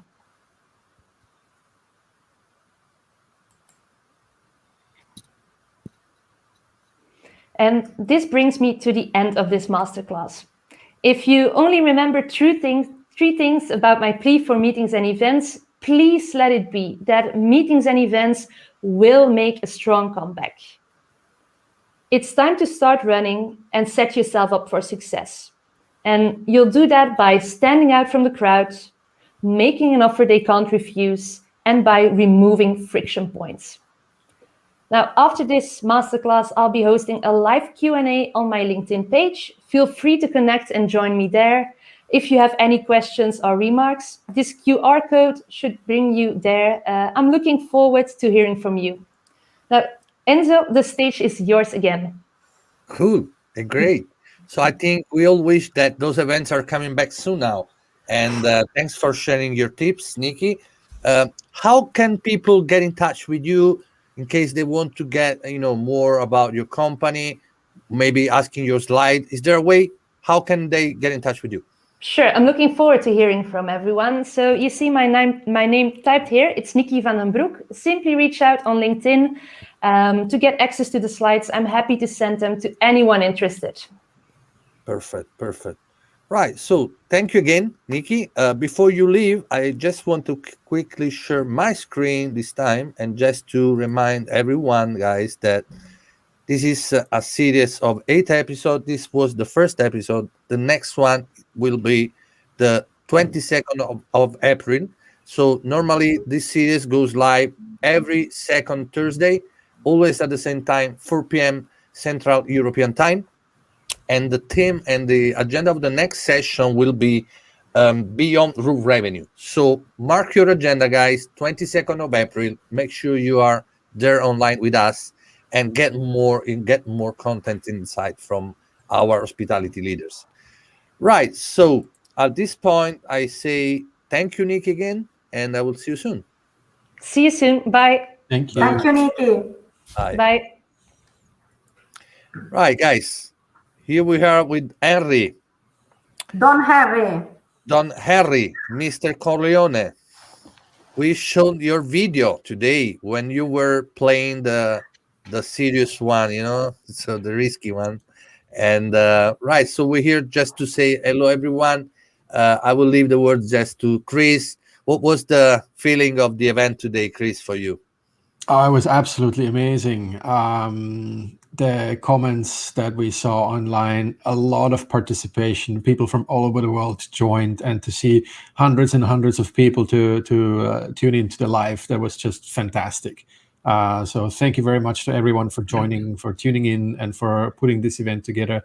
Thank you to all the panelists and the vendors and to our masterclass coach. Really, really cool stuff. Great. Henry, did you follow the event? Have you been there? No word from you. Can you hear us, Henry? I don't think Henry is hearing us. Federica. Yeah, it was amazing. It was terrific. And I think I've never seen so much engagement in the comments as in this event. I could not read all the comments because there were so many, and it was great because everybody had questions, had comments, and were attached to the screen. So I think it was a great start. Fantastic. I still see so many comments going on. Yes. So, right. So let's look again just quickly, just to make sure, guys, you fix this in your agenda at the whole program and the next episode dates.